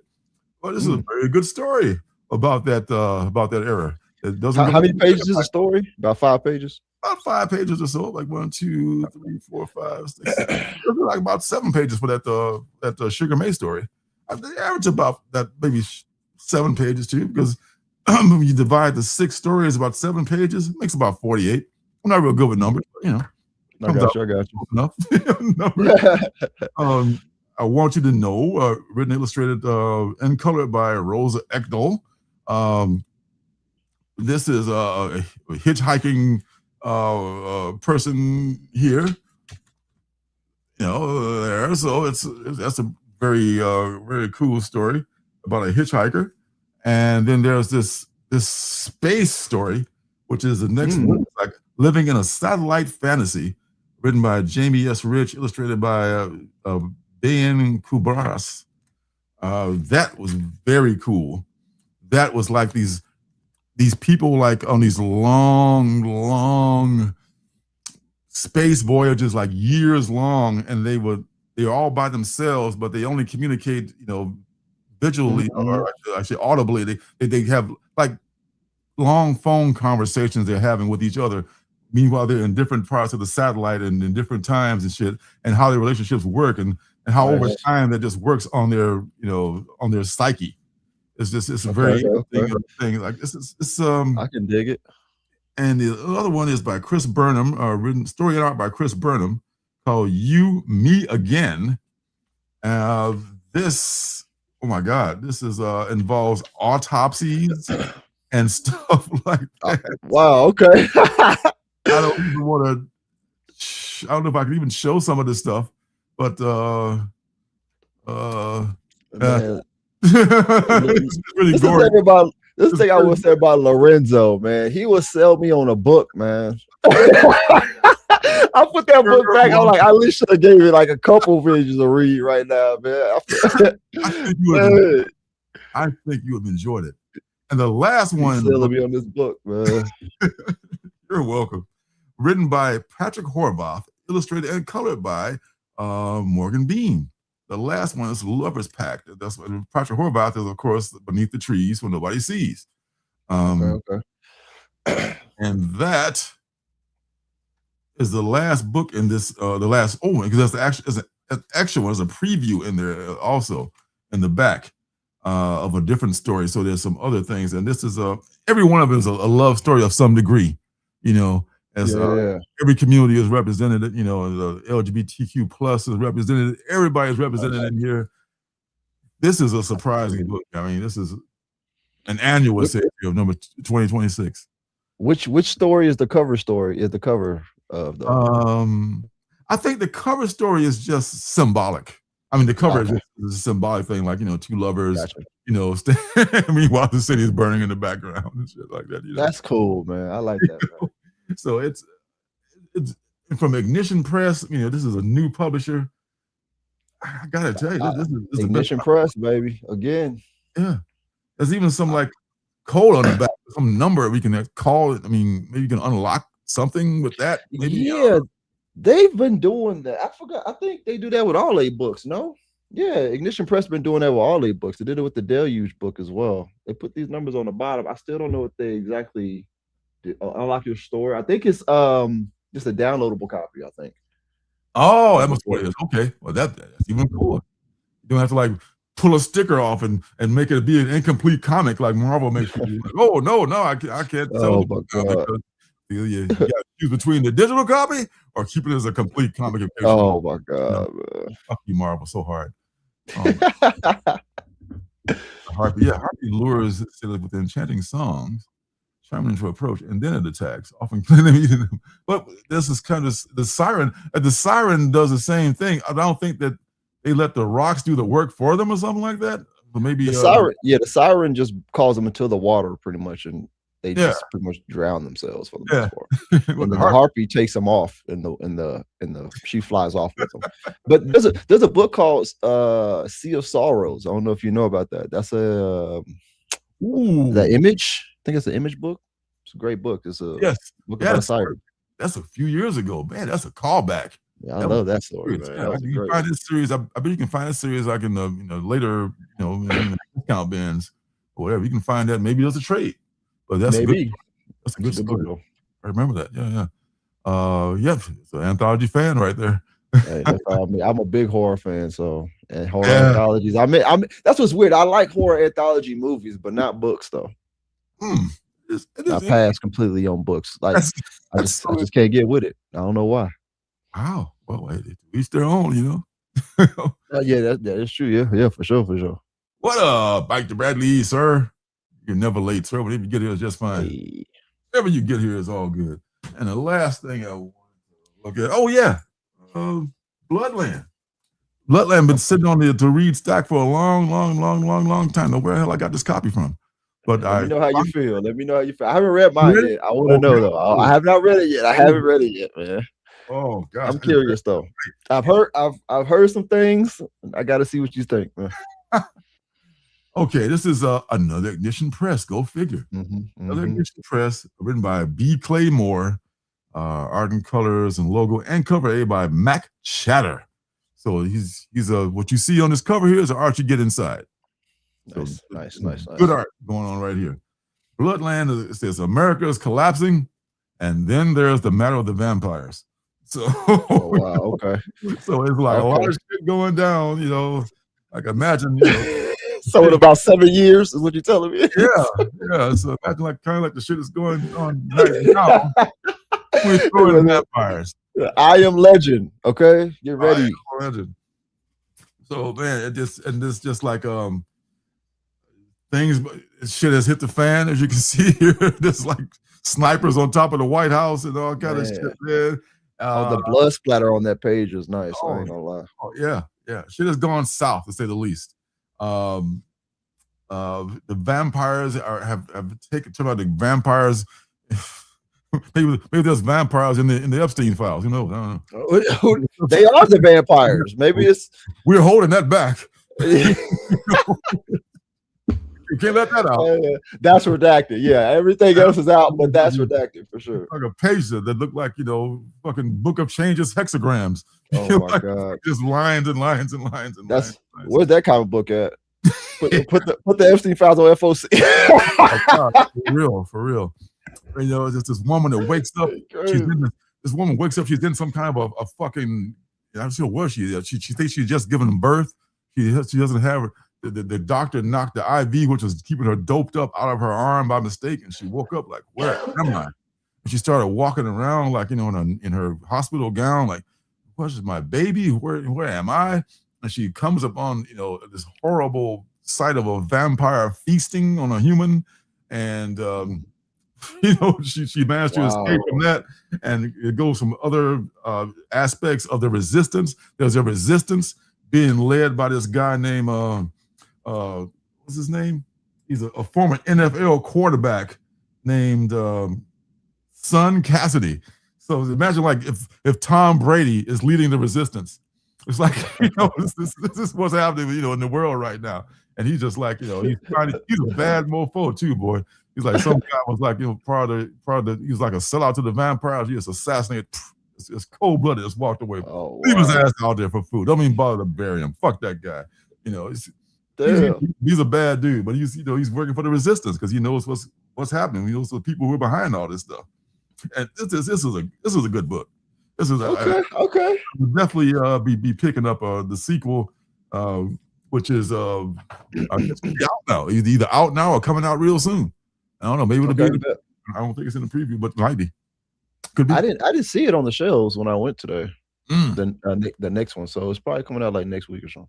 Yeah, I only got like another week left in this month, so hopefully it'll be coming out maybe next week, or maybe I missed it. If I missed it, then I'm gonna look for number 2 somewhere. But man, Bloodland is for real. Okay. That'll wrap up the what's good for this evening. Yada yada yada. Yeah, it would be cool if he did though. He still got that rocket arm, just like Spike Cleats. Spike Cleats, I like it. Yeah. The They're probably using silver bullets or some shit like that. You Yeah, know? silver bullet cleats for the werewolves. You know, Yeah, man. that's a good idea for real. I like that idea. That's kind of cool. Oh, me too, man. A football team that instead of like Teen Wolf, they own a football team, and then he has to. That can be a vibe. You know? Yeah, that's I always thought Tom Brady would somehow go into politics or something once he was done playing, but maybe he will at some point. But he's such a he's one of those people that's like built. Even if you don't know shit about football, you know who he is. Yeah, for sure. So that's kind of recognition they look for in politics. If somebody like, oh, I know him, I'll vote for him. He was a great quarterback. I'm sure he'd be a great leader. He got enough followers on Instagram. He does. He can make that work. Protection pads and helmet. Yeah, get some neck protection though. Enough of him already. You tired of Tom Brady? Fuck that Tom Brady guy. Well, he was torturing your team for so many years too, and now you still hilarious. He's still out there. Damn him! There's no escape from Tom Brady. He's all over the place. All right, that streak is over with. That streak is over though. The streak is over. And shout out to Seattle. Oh God, Seattle. They were nuts up here. No, they are. Let's see what they got coming up here. Looks like Absolute Wonder Woman, Absolute Martian Manhunter, 2 Absolute books once again in the top ordered books. This top row is always the most ordered. It looks like Ultimates 21 is going to have the first Ultimate Luke Cage. So that's something. Okay. I'll be right back, Lawrence. Hold on a second. Okay, sure. So what else we got here? It's cool that Detective Comics, now hitting issue number 1106, has endured this long and is still one of the top 3 ordered books among all the comics on the list here. That's pretty. And the top 3 are DC, which is pretty. In fact, the top top 1, 2, 3, 4, 5, 6, 7 of the top 10 are DC comics. That's pretty fucking amazing. DC is kind of just ruling the roost right now when it comes to like outshining Marvel, which is just fine with me. And Void Rivals is up there too. That's pretty amazing. I don't know much about that Iron Man number 2. Didn't they just reboot Iron Man? It doesn't matter. Like 2 weeks ago, they probably rebooted Iron Man again. See, the first thing I want to take a look at that's not a mainstream book. This is a pretty cool Rogue DNA David Nakayama cover here. And Skinbreaker number 6 is coming out. That's not bad. Escape number 6. Well, I could have sworn Escape number 6 is already out, but I'm not sure about that.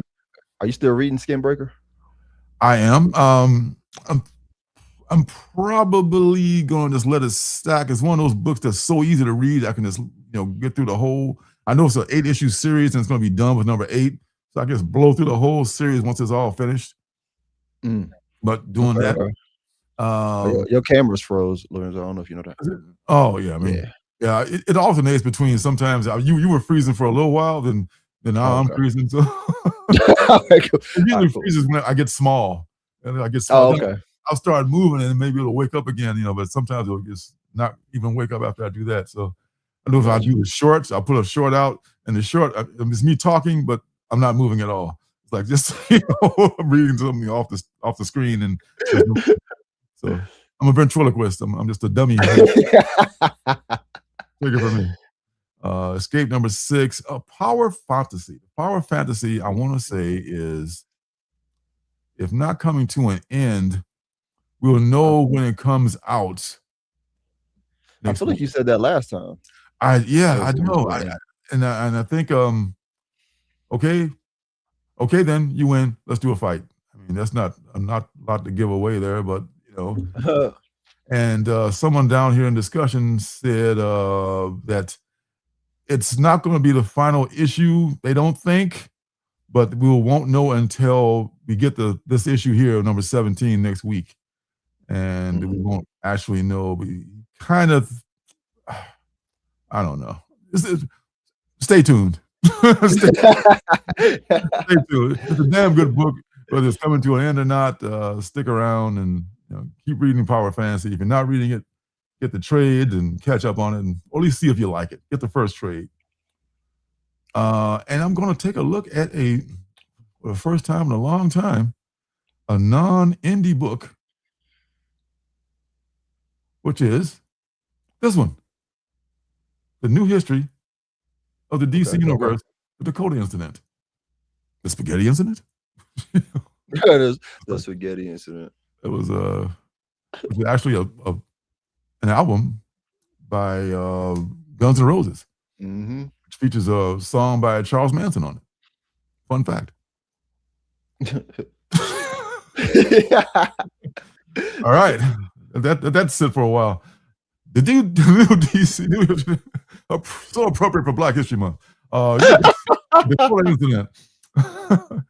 Spinning out of the pages of New History of the DC Universe, uncover an untold moment in DC history where a murder leads to an all-out war between the heroes of Dakota City and U.S. government.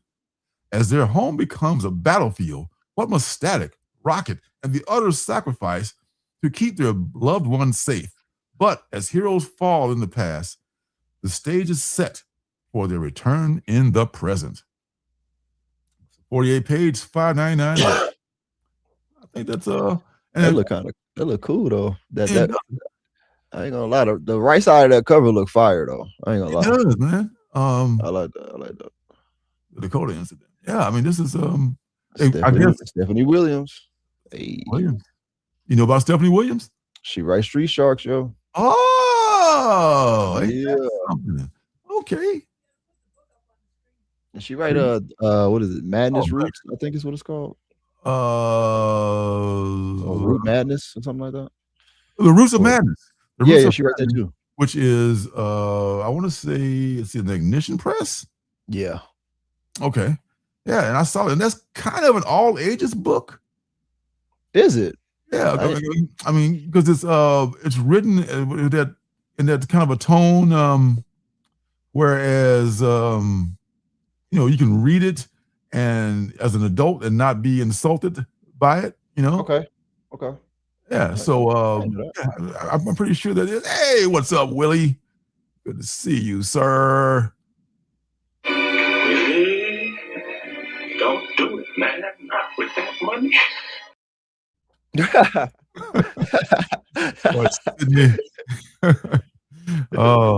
You've done a bunch of stuff, and she's nominated for those awards right now. Okay, well deserved. I know, right? She's on it, man. I feel like this is gonna be one of those years for her, man. She's been working on a bunch of stuff. Yeah, it seems to all be taken in pretty well. So it's like let's go. Got multiple writers. Got Morgan Hampton, Joseph Ilyich, Nicholas Draper Ivy, Stephanie Williams, Edwin Gallman, Valentine Delandro, Pico Osio, Stephen Segovia, oh gosh, Carlo Puglian, Jason Paz, Marissa Louise, Ulysses Aurelia, Andrew Dahlhaus, oh wow, Allison, and World Lettering, which I guess is a person, or maybe it's a group of people that do that. Marquise Draper and Brittany Holzer is the editor. Dude, the cast is crazy. Bunch of cast. There's a nice roster on there, man. I bet. Look at some of this B cover. Here's from Jurgens, Dan Jurgens. And Jurgens got Icon and Superman cover. Nice. Very cool. And it's got the Yasmin Putri variant, which is like this is like when they did the New 52, I think that was the look they had. So I think that's the Dakota Incident. Yeah. Oh wow. Oh, it's like something happened to hardware. Yeah, that's what it looked like. That's not good. And it's Carlo Puglian. That's a cool cover. Yeah. Yeah. Man, Static is always one of those characters that's gonna look cool almost regardless of where he at. I don't know. Static is Milestone Spider-Man. Yeah. Sure. Static is the cool character of the whole bunch. And there's a Joshua Swaby of Nice. Rocket doing the superhero pose and stiletto heels. Full cover, yo. Very cool. like it. Very cool. So, yep, this is something I think could be good. And even though it's the big two, but still, you gotta give credit where it's due. And some people are loving it in the comments here. Finally, yes. This book's going to get more milestone content. Yeah, I mean, I like the newer milestone content. When they first did it way back in the day, back in the, was it the 80s or whatever, 90s? I want to say 90s. It's like they didn't. That was like purposely they didn't want to promote it. They printed it on like with like what seemed like muted colors, and the colors were kind of muddied and shit. I was like, really?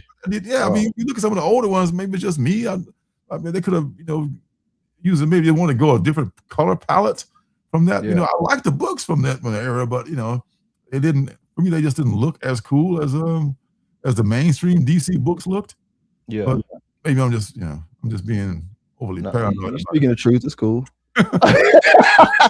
we know. My friend. Yeah, we know what it is. Yes. Much love, my friend. Much love indeed. Man. Support females in the comic space. Oh my God, love to see that. Love to see that. Sure. But much less of a sausage party, the better. You know what I mean? Come on, man. You gotta get some diversity. Talk about it. Diversity is good, folks. You know what they tell you, diversity is good. Talk about it.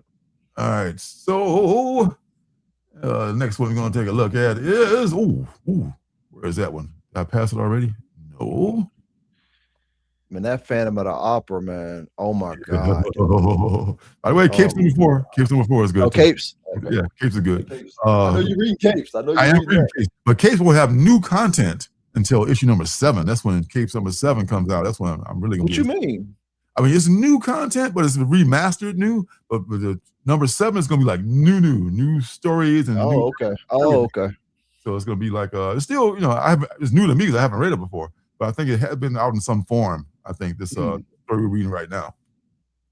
It's just the skinny. What I've heard. Yeah. Okay, remember to switch pages this time. Thanks for the covers on this book. Oh my God. Oh, you've already seen. Okay. Yeah, man.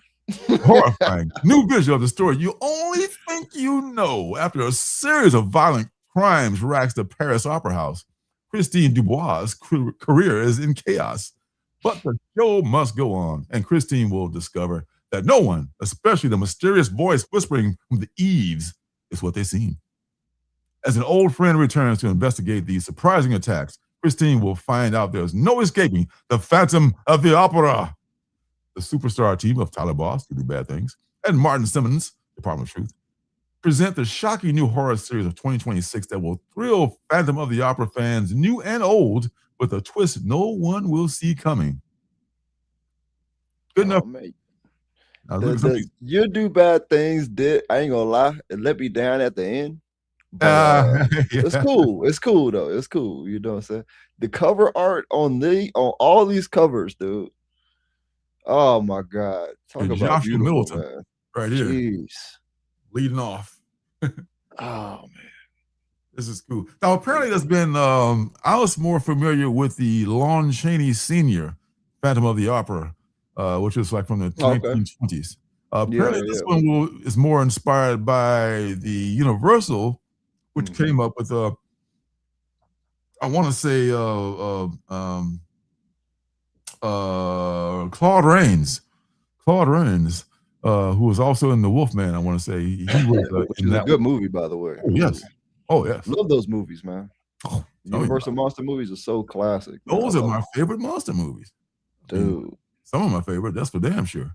I feel like Phantom of the Opera is so like underrated and forgotten about when it comes 100%. to Universal monsters. Like I 100%. don't even think he was in Monster Mash, was he? I don't think so. No. I don't think he was in that movie, Monster Squad. I don't think he was in that movie. No. I mean, he's not even part of the crew of Frankenstein, Dracula, and of Creature from the Black Lagoon. I don't think he's even in that group. That's it's crazy. a whole separate thing. This is a die cut one here. And look at this. That one. That's the one. That's the one. Larissa. That's the Anwita Citria. This cover is so 1 in 10. beautiful, man. It pops out at you. It pops out at you. Oh God, man. I got this for cover of February, possibly already. Oh yeah. Yeah. Hopefully this will be available at one of the stores around here. They'll probably order 10 copies. One of the stores will probably order 10 copies. I gotta put that on. I gotta try to get that one for sure. And I mean, even the A cover, the A cover is cool to me. I like that wash that they use on that, man. This is who is the A cover? Martin Simmons, of course.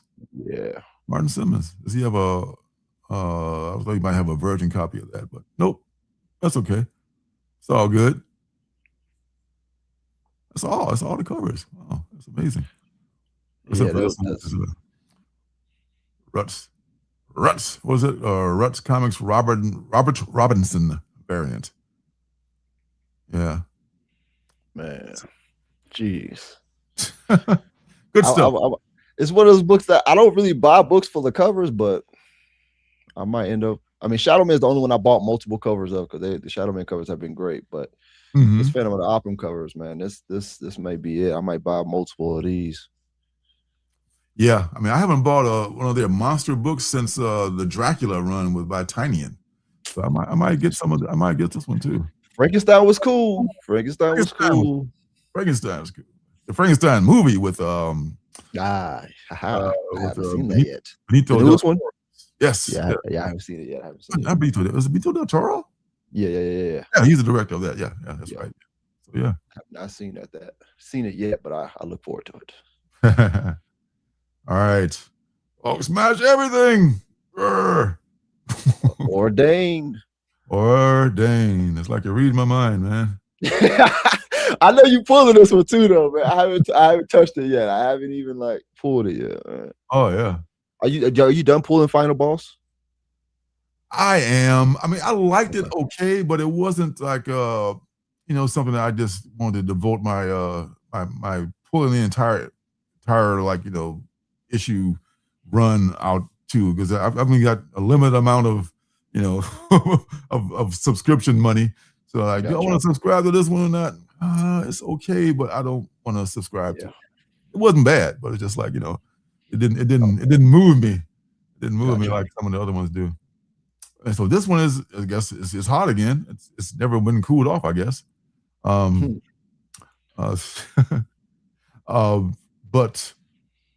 I guess it's already been an option because they know that what's his name is going to play the guy. It's going to play the priest. Wait, what? What you mean? Hold on. This has already been an option. Really? Colin Farrell? Colin Farrell, yeah, Colin Farrell's on. Word? Yeah, Colin Farrell's gonna play the priest in this, yeah. So it's okay. It's a movie or a limited series, probably a movie. I'm thinking it's gonna be a movie. I gotta put some books out. Get stuff picked up right now, Yeah. Nice. I didn't know that. I had no idea because it just came out. I only heard about it from you from the time you talked about it, and you liked it, and I was like, all right, cool. And then that's the only time I've ever heard about it or anybody talk about it. Yeah, I heard Tom and the boys talking about it, saying it's the first bad idea book to be optioned. Wow. Surprisingly, because there've been some good bad idea books before this. Yeah, Cul-de-sac for one, ENIAC for another one. At the top of my head, don't they have Pizza Detective or something like that? What's his nuts? Pizza Detective, yes. I forget his name, but yes. Then there's also The Lot, a really good horror book series, like about 3 or 4 books in that series. All cool right now. I mean, these are easy to be picked up right now. I mean, you wouldn't think they're worth a thing, but I would still buy them just for the read, number one, and number two, that they will probably be options someday. But if they're not, still going to enjoy a good story. A lot of good books from Bad Idea are worth reading. I like it. A lot of them. This is Rod Reese, 1 in 20. Nice. Yeah. That's cool, man. That's so interesting to me. They picked this up. Man. I mean, now I'm looking forward to it. Like as far as like it being like whatever they decided to make it. You know what I mean? I'm definitely be interested. Yeah, of course. The premise is that, of course, the mob boss confesses to this priest, and as he was on his deathbed and ends up not dying. So now, gotta kill that priest. That's what it is. Hold on. Kill that priest now. Find that priest. I didn't know that. Kill him. But the priest is like, it was like, John Wick or some shit. He's like, what? He got, a special skill set.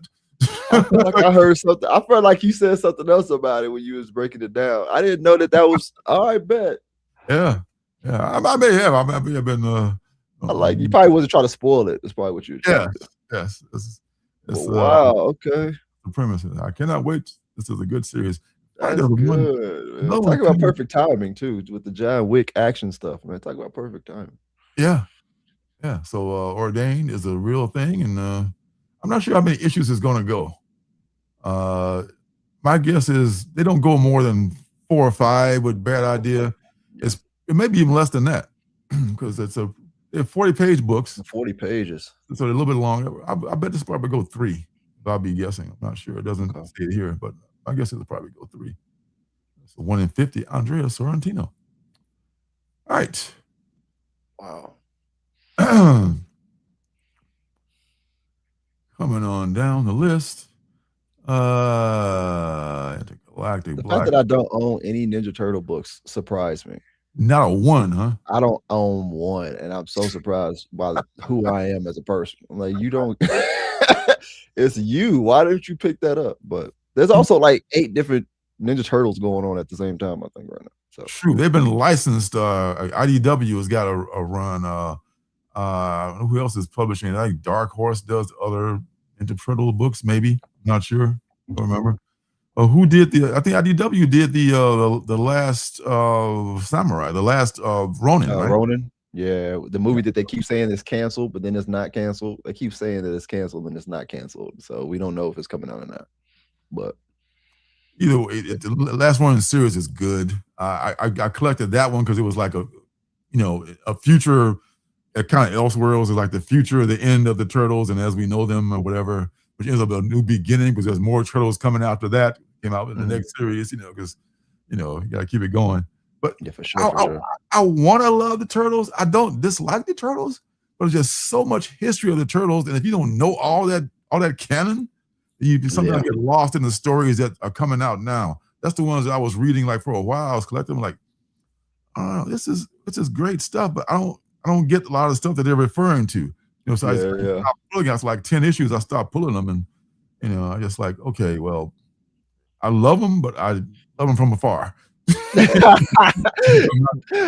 go see a Turtle movie probably. I would buy another Ronin series because that's a short series, and I love that alone.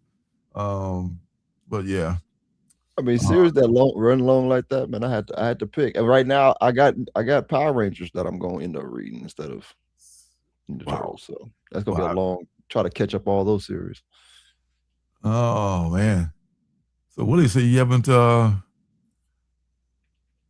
that's 6 to 8 months. Wow. Oh wow. You gotta catch you up, man. Gotta get you a package together with some of the latest stuff from the last 6 months. So what do you need, man? Yeah. Tell us what you need, buddy. You know what I mean? I got a pretty good feeling of what kind of stuff he likes. He's not a mainstream guy, so I can dig up some deep cuts and send them his way. I think he'll like them. I buy duplicates on accident. So what you need, man? I buy somebody. I got some duplicates coming your way, bro. I bought a couple of them today. Like, damn, I already got that book. Oh well, send something to Willie. Murder Podcast is good too. I would probably pull this. I missed all the subsequent issues from #1, but I would pull this if it comes out in a trade in a minute. Okay. It was good. Ignition Press, man. Yeah, Ignition Press. Where they come from? Who are they behind? Who they know? I don't know. I don't know where they came from, but I believe that I blame Deluge for all of this, man. Deluge got the hype going for Ignition Press, man. They did. All right, the next one is going to be Save Now. Nice. #3. Are you pulling the save now? No, I got the Origins and issue 1, and then I need to read that before I feel like I could read Origins and number 1, even though they came out in order, but I feel like Origins will lead into number 1, so I'm going to stay right there until I read that, and then I'm going to stop pulling it probably. It's another bad idea. Another bad idea book from New York Times bestselling writer Matt Kent. He had not written a bad book in his life. Visionary artist Tomas Giorello, Planet Death, another good book, raised the stakes in the penultimate issue of their epic action-packed sci-fi saga. So it's a 4-issue series. The end of the world is here, and Saber could not stop it from coming. Now, years deep into the wasteland of Earth's doomed future, Saber and his daughter, January, are still alive and on the run, hunted by the past that Saber couldn't fix, and hunted by the people who can't let it go. Integrity International has spent years chasing Saber down, desperate to drag him back and force him to try and prevent the apocalypse once and for all. And now they finally have him in their sights. But Saber has nothing left to give and everything to lose. He's not going back without a fight. This is a really good series, man. This is 4 books ain't bad. I might just buy all of them. You should. You absolutely should.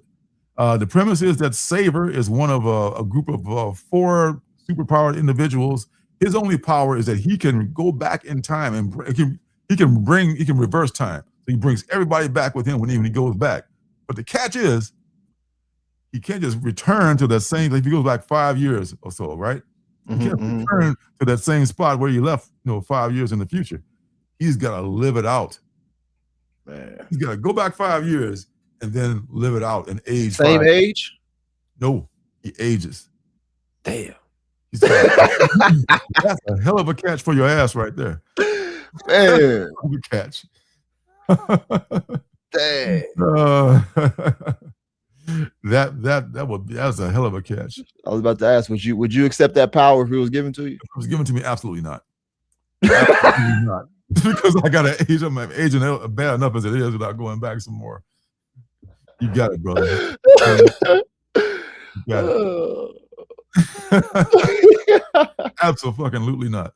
But that's why I can identify so strongly with this poor guy, the Saber, because he went back in time and he found out that shit, I can't stop the end of the world.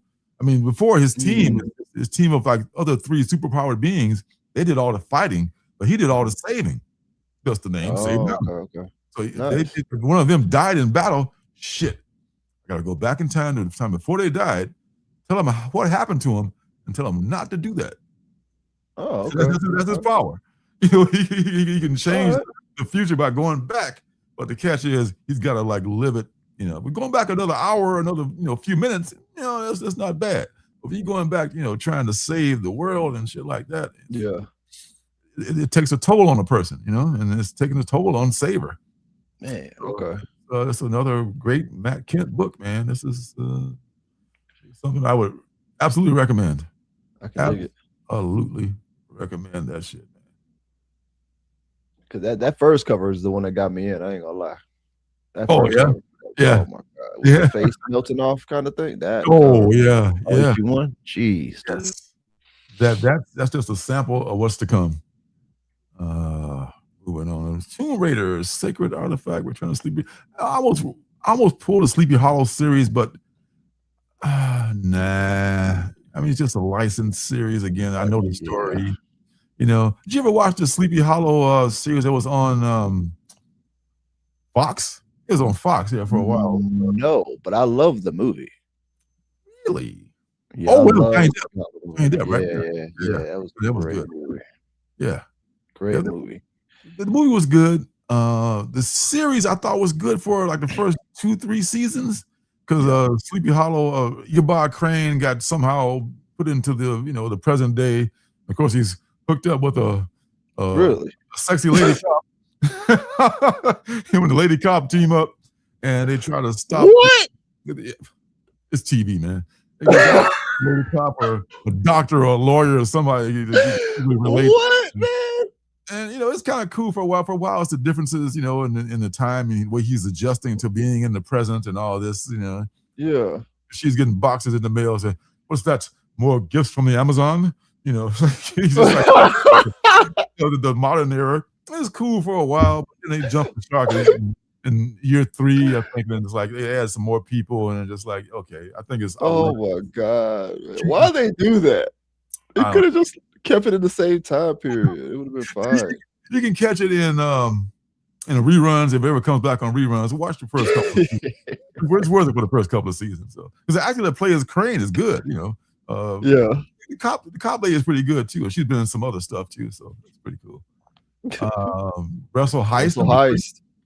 That's cool. Oh, that's absolutely get that. Absolutely get I that. still I can't find it, man. That's a My Comic Shop order. I gotta get that off My Comic Shop. Yeah, I think they probably have some other copies. I'm gonna add it in there for sure. Because that one cover that you were looking for, I forgot what it was. That green one. Mm-hmm. Oh yeah, Did the you one get that? You ended up getting that, right? Yeah, this is the one that got at Jared Rose sent me. I was looking for this one. The Do Not Disturb green cover. Yeah, that cover was beautiful. I saw it in the store and I didn't get it. It was $14. I didn't get it though. What? Yeah, it's crazy. But I like the storyline how you explained it to me last time. I got to get that book, man. Oh yeah, that's good. The Dark Knight Returns #1 is going to be reprinted. It's only $4.99. How they doing that reprint? Because that's a perfect bound book, as I recall. Iconic cover. Yeah, I mean, I had the first issue. It got dog-eared and shit. So I sold them, but I do have the first edition. I regret selling because that was an expensive book at #1. Because it's hard to keep it in a good condition too. Because it's once you get one of those books without the, you got to read it like this rather than with the staples in it. So, but if I can get that reprint, I don't really need it, but I love facsimiles anyway. Anywho, I passed my thing here. No, I didn't pass it up. 30 Days of Night. The Thundercats Lost in Time. That's a blind bag. If I was a Thundercats person, I might get that bag because it's only $5.99. Anything over $5.99 as a blind bag, I wouldn't get. But what's the covers though? Good question. It got 14 covers on there. Well, any blind bag with the salt better have a bunch of covers. Jeez, man. What's the 1 in 5? What's the one that everybody gonna be trying to get there? That's a lot of covers. Well, this is your basic one here. Your basic Lost in Time. Okay. And then you got your Virgin of the exact same cover. Which I hope I would get that one. If I would pull a blind bag, I consider that a win. I mean, none of them look like Thundercats low key though. Who? Oh, this is Thundercats. Yeah, what the fuck? Yeah. I thought I was tripping. I had to look closer. I was like, none of them look like Thundercats though. And you got the same cover in black and white. So that's a cheat. Then you got this one, Cat Stags, Boss Gags, cousin. Okay. Cats. This look kind of Thundercatish. This one is Declan Shalvey. I know Declan Shalvey's work. Writer and artist. Okay. And who is that? Enid Balam. Okay, so you could get some of those. But is there any chance you could get like the incentive covers, which I don't see any? or these are the only ones that'll be on the table? It look like. You see, there's no discussion whatsoever about this. All right. Whatsoever, Chief. No discussion whatsoever. I feel like they dropped the ball on the Thundercats books, man. And I haven't even read any. I just feel like it's an IP that would be cool to have a comic book series, but I just feel like maybe the first one was all they really cared about. I don't feel like they care about Lost in Time and all these other spinoff series. I think they just care about the basic one. Yeah. It's why they're trying to foster some interest by making, but there's a blind bag or like a list of limited number of covers. Mm-hmm. The cool thing about the blind bags that worked, like the Mark Spears blind bags and the Battle Beast blind bags, is that those gave you a chance to get something like a 1 in 10, a 1 in 25, or 1 in 50 even book, for the cover price for $3.99, $4.99. And then they start jacking the price up to $10, $15, $20. What's the advantage of me buying these again? Oh my God. It was a trend, man, and Why am it's I still buying going on. You know, I get it, you can make $20 off me, but what do I get out of spending $20 on that book? Exactly. Come on. Yeah, I just feel At that point, you just going for the cover. The story probably isn't even good at that point. You just like, let's just get the covers. And it's like the books are more than just the covers. Granted, I appreciate the art. Don't don't take a slight to any of the art. The art is amazing, okay, but the stories are kind of important too. I like the writers. You know what I'm saying? I just feel like you're trying to con me, man. You've been had. You've been took. You've been hoodwinked, bamboozled, led astray, run amok. You know? Yeah, run amok. All right, I've been bamboozled out here. That's right. It's the only time I can say bamboozled, and it's fine. I can't just say. I gotta be quoting specifically that movie. That should be the word of the day. Bamboozled. That's what. It was actually a movie called Bamboozle. I want to say because Holly yes, it is in it. Yeah, that's a good movie. I got that movie. Damon Wayans. Yeah, Damon Wayans is in it too. It's about it's a really good movie, man. Yeah. Really good. I like that. I had a streak where I was, because Damon Wayans is possibly like my top 3 comedians of all time, right? Mm-hmm. And I had a streak of just buying all his movies. And Bamboozle was the last movie that I bought because it was hard to find. It's a Criteria Collection movie. So you got to like either order it or you got to go to one of those stores that has like just a ton of just movies that are like in a special case or whatever. So it was hard for me to find, but I found it.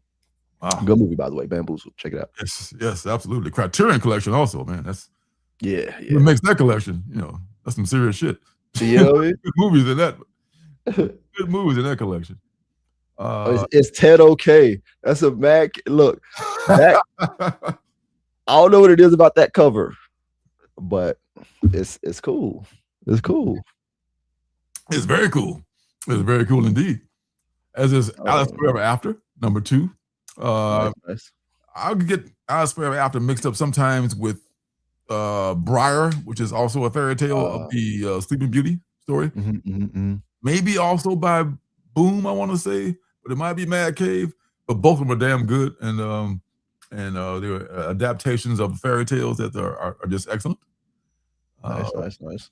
Be Not Afraid is this story of this just like child from hell that has this horrible spirit in him, and this woman, I guess, gave birth to him or something, and she's following this angel who's helping her get rid of that evil spirit. Oh wow. Okay. That's also another trade I would buy because I like the first issue, but didn't buy the subsequent issues behind it.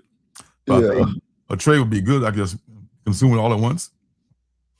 And Dark Souls, Mother of Mourning, I got number 1 and number 3 of those only because they got cool covers. None of those are video games, but I honestly, full disclosure, have not read either one of them, to be honest. I will say this. I got a question because you might know this more than me.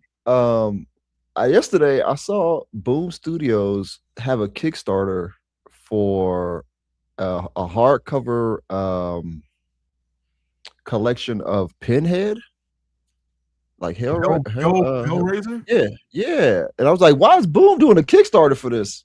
Well, just put it out, dude. They've been doing. I didn't know companies such as Boom. I expect like an individual, lower, like yeah. Like I didn't think they would do a Kickstarter though. For why is Boom doing a Kickstarter for that? We can just they can't afford just to put it out.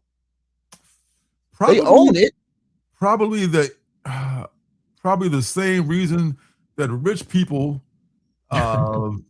get like cities and other counties to fucking build stadiums for them. They got to build a stadium. We need you to build that stadium for us, because I want my money. So my money's for me. I've been bamboozled, man. I've been bamboozled. Let us straight, run amok. Come on, Boom. What are you doing, man? Just put it out. It's understandable though to a certain degree because if you can crowdfund something, you can kind of gauge the interest right there too. If your campaign is successful, if it's massively successful, sweet. A lot of people like my book. If it's barely successful, woo, sweet. I can pay for my book without having to pay for it. So you win. And if it bombs terribly, like, maybe I shouldn't do this book. So maybe that's the way. I mean, they are succeeding though. They over their goal already. Oh, I bet they are. They know this, and they know that's why that's why they keep doing it. That's why they, like Russell Dollarman. Russell Dollarman, massive following. He brought us following to Kickstarter. Hey, I'm doing an art book with all my covers that I've done that you guys love so much. That shit was financed within the first hour. And he's got like literally like hundreds of thousands of dollars to do his project. So it's Mark Spears, So yeah. Everybody, the bigger your following, the more money you're gonna get. So you can crowdfund some shit. Why pay for it yourself? Y'all start subscribe to your boy. Subscribe to both of us on Instagram or something. Yeah, right. Go to our store pages, buy our stuff. That's how we make it. My store is a digital version of me standing on the corner selling pencils. You see who this stream is sponsored by, y'all. Y'all know who this is sponsored by. Yeah. So help a brother out. It just confused me. I never seen a company, a big comic book company, even if a B-level comic book company, do a Kickstarter. You know what I'm saying? It's like it's almost to me surprising me like if Marvel is doing Kickstarters. That's surprising. It's like, come on, what are we doing? Like, if Marvel or DC or even Image does a Kickstarter, Image is on the same level as Boom too, though. Image is a little higher. All right, I get you that. You're right. Image put out way more books than I got you on that. Yeah. But they're different in the fact that they don't own the properties. They don't own all the, like Marvel, DC owns all their properties. But Image is like, okay, we'll give you the platform to put your book out, but that's your book. Take it and go. You can go wherever you want to go with it. That's your shit. Thank you for letting us. Thanks for stopping by. Yeah, that's a good point. Okay, you got me on that. That's a good point. I agree. But if Marvel or DC start doing Kickstarters, I smell it. They better not, man. They better not. No, you don't dare. I'm already not buying y'all, so it's like. Now, Disney gonna put out a Kickstarter, right? Where you like take out a mortgage and take your kids to the damn place, the damn Disneyland, just to get there. Yeah, right. They set money on fire. They use money for firewood at fucking Disneyland. Oh my god, man! Don't get me started.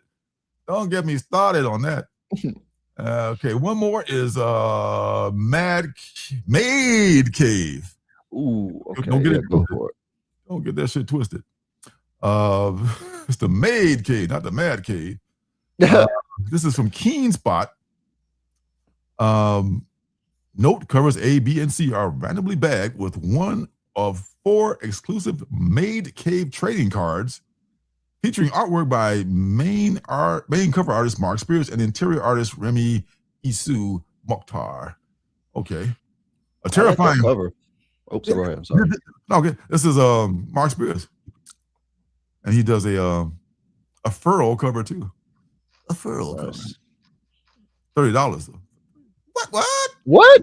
I'm thinking it's got to be metal. It's got to be a metal cover. I don't think it'd be a foil cover. It could be though. More about that later from this company. But a terrifying hardcore slasher horror series from the writer of Papa Duke and the artist of Marry Me. Mao's love for her Chairman Mao? Love for her chainsaw and her mounting hatred for the ungrateful men of Maid Cafe explode in a delicious bloodbath, spilling out over a shopping center. Her fellow maids soon catch the fever of retribution, and the girls of the otherwise competing cafes, decorated in cheeky aprons, you cheeky monkeys, pink hair bows, blue suede shoes, run amok throughout the mall's pachinko parlors and snack shops. Join the maids in a frilly pastel uprising. $29.99 for this book right here. Just for this one. Not for the other ones. Okay. About not King Spot particularly, but the writer of Papa Duke, and the Execution Posse Holdings, which is a subsidiary of I guess King Spot or vice versa. I'm not sure which. Yeah. I once purchased, much to my dismay, a Papa Duke #1. I think it's one of these. It might have been this fucking like this one. Maybe like one. They called it a metal or a foil or whatever. It was like $20-$25, something like that. But it was a little discounted because it was from my comic shop, so it was like 35% off of that. And I got it, and I got the regular book so I could read it without having to mess up my beautiful, my metal book. And but Duke #1, like, what the fuck is this shit? My only question is why did you buy it? That's my only question. Because I feel like we probably bought a Key Spot book for the same reason. Why did you buy it? At the time, I was like, I don't know. I have no. Oh my God! It's like nothing I can do but blame yourself. I can't blame anybody else. I got it strictly for the cover. I got it for strictly the cover, and I thought like, oh, this could be cool. I had seen no interior art, so I thought like, amazing covers. So it had a bunch of amazing covers for that, and for they were coming out with all of the. It was like Chamberlain or something like that. I bought the other one. Chamberlain, I think, is the other one. Yeah, it was something. The artwork, the cover was so great. The covers were like killer. They were killer covers. Oh, look at these covers, man. They gotta be amazing. I opened it up, and I swear to God, man, they could have held a contest on. My only question is, why did you buy it? No shit. I mean, it just caught me off guard with that one. We bought it for the same reason, man. The covers are great for these books. Amazing. Man. And they got me. Hoodwinked and bamboozled again. Exactly. And and I looked at it. They could have held a contest like at the middle schools across the nation and send me in some artwork and for a comic book. And whoever won that contest would have been better than that book I read. It was dreadful. So that being said, I did order a cover of this one because it's Mark Spears. Show you how big a fool I am. But great. It's a great cover, though. I like it. This is one of the covers that I like from Mark Spears more than any other cover that he's done. I ain't gonna lie. I like Mark this. Spears fan, so I you know what? I'll spend the $5.99 on this one. I'll take my lumps, but I learned my lesson that never ever buy the shiny cover from this company. I'm definitely going to go in the comic book store. I'm going to look at the book and see if I want it to have the artwork look on the inside. Yes, I would be very, very, very careful.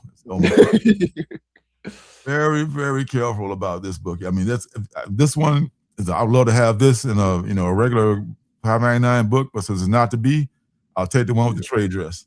That's fine. There you go. $30 for that shit. For that, it'd be a questionable quality. Let's say at best. That's crazy. Best cover. I mean, interior art and story. I was like, I was just blown away how bad. I just sat there looking at the book like, damn, it got my ass on this one. You win this round. Oh man! Oh, I was happy. Funny. All right, folks, we finally get into that fun part of the show, the penultimate book, and here she comes.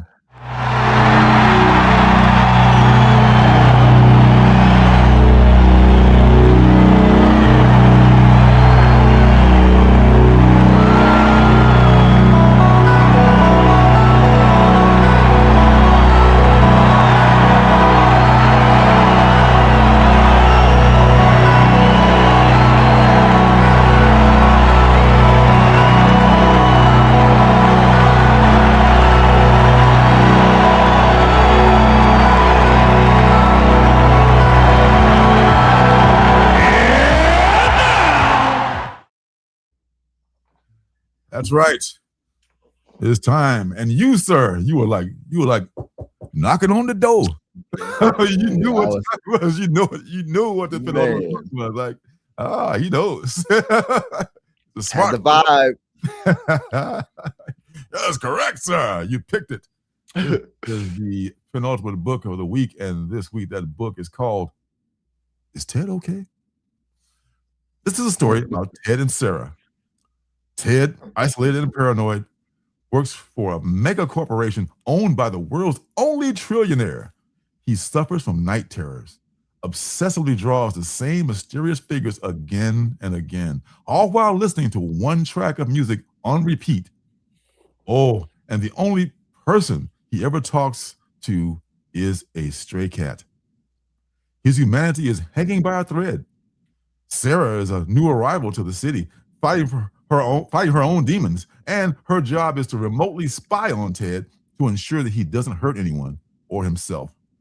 When Ted's mental state begins to crack, Sarah compassionately intervenes to help, and things go catastrophically wrong.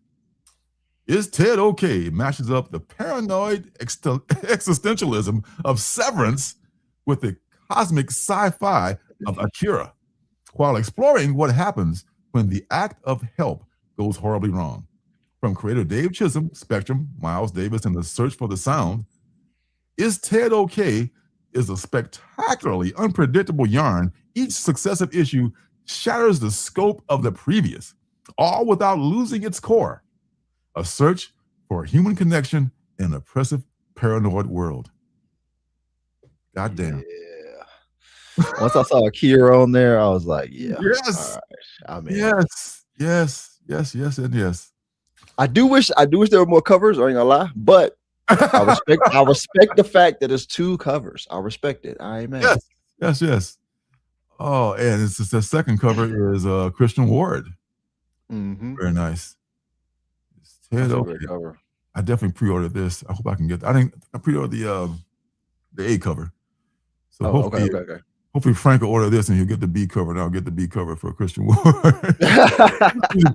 pre-ordered one cover. I gotta guess which one's Frank gonna order. Like, I'll get that one from him. So it's like, oh man, this was like when I first. Oh, this is the fucking book right here. Yeah, Mad Cave been putting out just great books, man. I think this is gonna be one of those ones, and I feel like it's gonna be a short series too. I don't see this being over 5 books. Yeah, that's what I love about me. That's my wheelhouse. I love short series. Most readers and all retailers hate short series. You don't know how to order them. It's like with the corporations. Like uncertainty.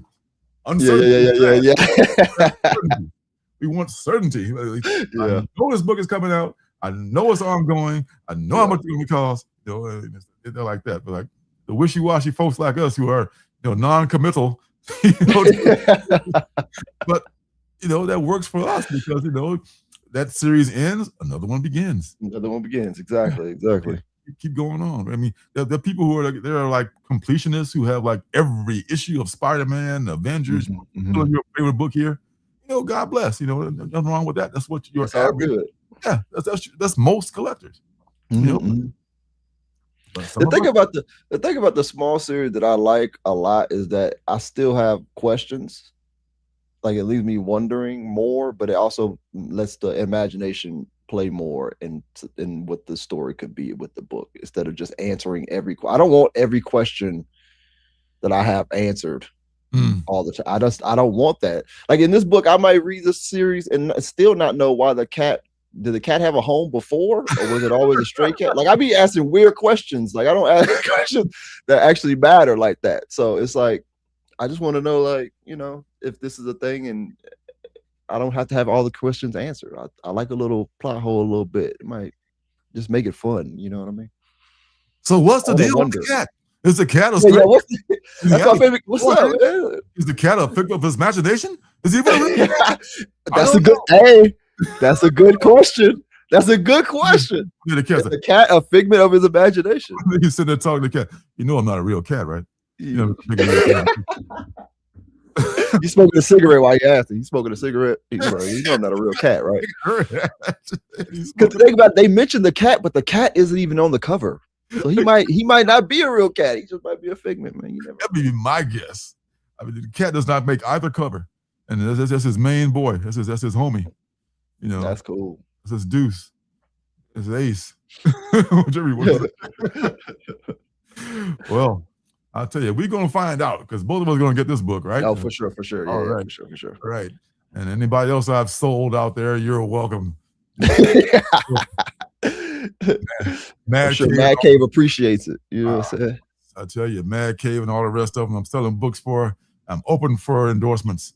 You know, Ignition Press. Ignition Press. You know, you can buy a spot out here for peanuts. Believe me. Yeah. I'm making such a deal on a spot. All right. So that's your penultimate book for this evening, folks. Thank you. Good night. Well, not good night yet, but yeah. not just yet. Almost good night. All right. Let's see. Coming on down the list, we passed a few here. I already talked about Made Cafe, Made in the Shade Cafe.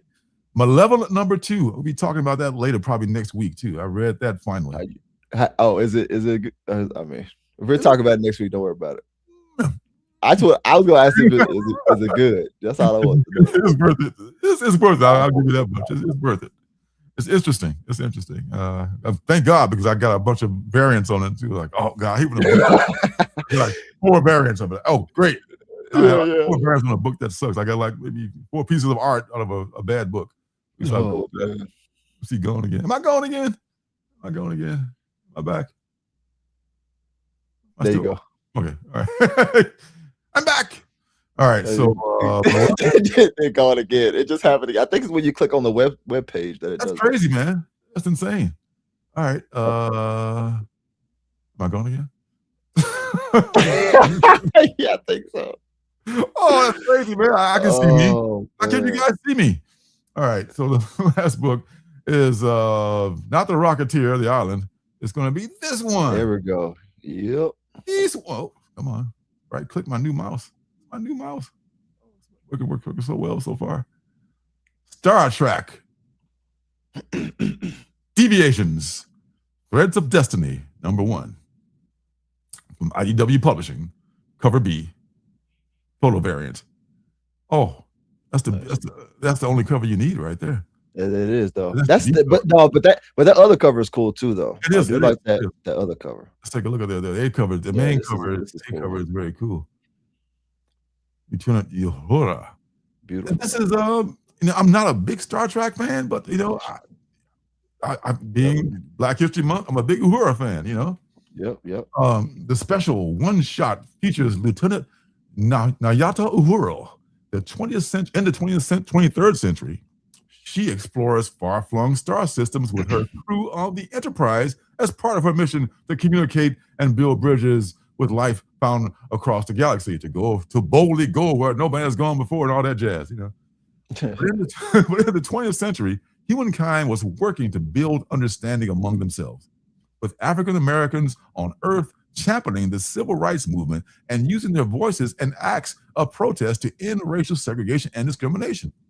Now, by way of the Guardian of Forever, Uhura is yanked back through time to 1963.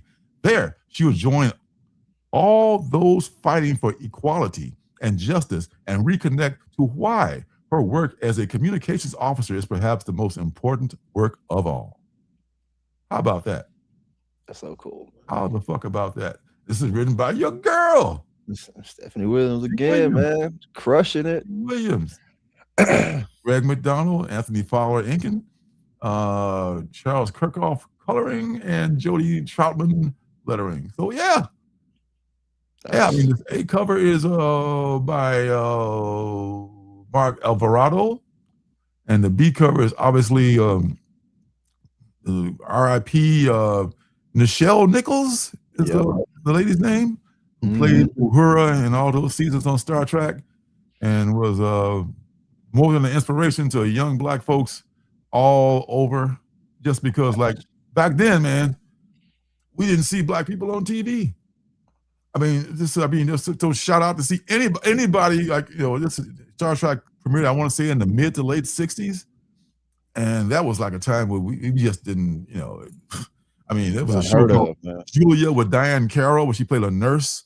And it was like, oh shit, Julia's on. I mean, black people on TV, you just didn't have anybody fucking on TV. So the fact that, Miss Williams can write this book and tie this into to Star Trek and the Black History Month, man, much respect.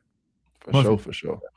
So, I mean, even though like I said, if I can find this book, it's a one shot too, which I love. You know what I mean? Nice. If I find this book, I will for sure pull it. So, man, that's it, and that's something that we should all check out, especially if you're a Star Trek fan. I won't say Star Wars, but Star Trek fan. This is something that reaches across all fandom, I think. So, this is something you should pick up. That's gonna be cool. That's so cool, man. Yes, sir. And that's all we got for this evening, folks. Hey. Thanks for everybody who stopped by in the chat. Thanks for those who are watching on the replay. God bless you for doing that. I hope hope we don't freeze up too much. This the thing here, but man, it was always a blast, Thomas. Man, what do you got going on coming up in the near future? Oh man, I got a lot of stuff. I got a lot of stuff, man. I got a lot of stuff going on. let me see what's going on. Okay, so what I'm gonna do is I'm gonna drop my Instagram in here for my comedy stuff. I got a bunch of shows coming up. Y'all can follow me on Instagram. I got some shows coming up in Loveland, Colorado, Denver, Colorado. I'm in Colorado for a while, all the way up until April shows. I'll be going down there with y'all. I'll be up there with y'all in Portland. I get you those dates specifically. Okay. My calendar for sure is on my Instagram page, TN Comedy. I just dropped the link in the chat. I got some. I'll be doing my weekly reads video. I got to get that up. Also, my my stand-up YouTube. I never put that in here. I don't think I ever dropped that link in here. If you're looking for my stand-up on YouTube, just type in TN Comedy on YouTube. My stand-up will be there. I think I did the unboxing of the Richard Pryor albums. I did a video of that. That's on my YouTube channel, so you can just check that out. And I got some of my favorite bits of Richard over the audio, so it's just you listen to Richard Pryor while I open up the box. That's pretty cool. Nice. And then for my comic book stuff, you can just go to YouTube, type in my name on the screen, which is TN Comics Plus. I got some weekly reads that I got dropping. Actually, I gotta do that video. I still gotta record that video, but it should be up next week. I've hopefully have the time to do it this weekend. And of course, some other videos that I'll be dropping soon. You can do the same thing on my Instagram. Type in TN Comics Plus on Instagram, and you can follow me there. For the most part, that's it, man. That's it. In March, lazy bum. We got 10. In March, I will be dropping a T-horror short comic book. Ooh, that shit is good too. Oh my stripper God. book kind of vibe. I will be dropping that. It's 6 pages of just like a part of my horror anthology that I will be dropping to get y'all ready for the actual full comic book anthology that will be dropping throughout the rest of this year. And then we're gonna try to do 4 books this year, which is a lot when you're doing a solo. I'm trying to get 4 books out this year, and then we're gonna be while those 4 books are dropping, I will be working on the next series that will be out mid next year or end of next year. So it's a lot of work. Just keep up with me on the Instagrams and YouTube. I'm gonna be telling you all about it and stuff like that. So follow this man. He's working hard. He's grinding, as the kids say. I'm trying, man. I'm telling you, I'm hit you for a variant cover, man, at some point. So be ready. Hey, I'm here. Hey, man. Skate man. Jan loves your hoodie. She loves orange. It's her favorite color, I think. She likes blue too, but orange is her favorite color. She's like, who's that on there? You got the Nickelodeons, the 90s Nickelodeon cartoons. I appreciate that. Childhood right here for you, man. I love it. That's amazing. All right, so man, check him out. Subscribe to him on the gram and on YouTube, obviously, because a lot of good stuff coming from this man. And check us out next week because it might probably just be me next week. But hey, what the hell? If you got nothing to do, come on by because, God willing and the creek don't rise, we'll be back again to do this fun stuff next Wednesday. So until next time, everybody, peace and love. Peace and love. Good night, everybody.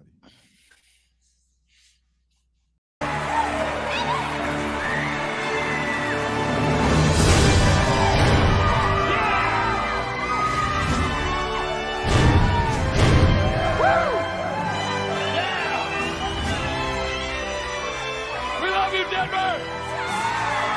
City by the Bay! John Denver! Is a fire really necessary? Ask them.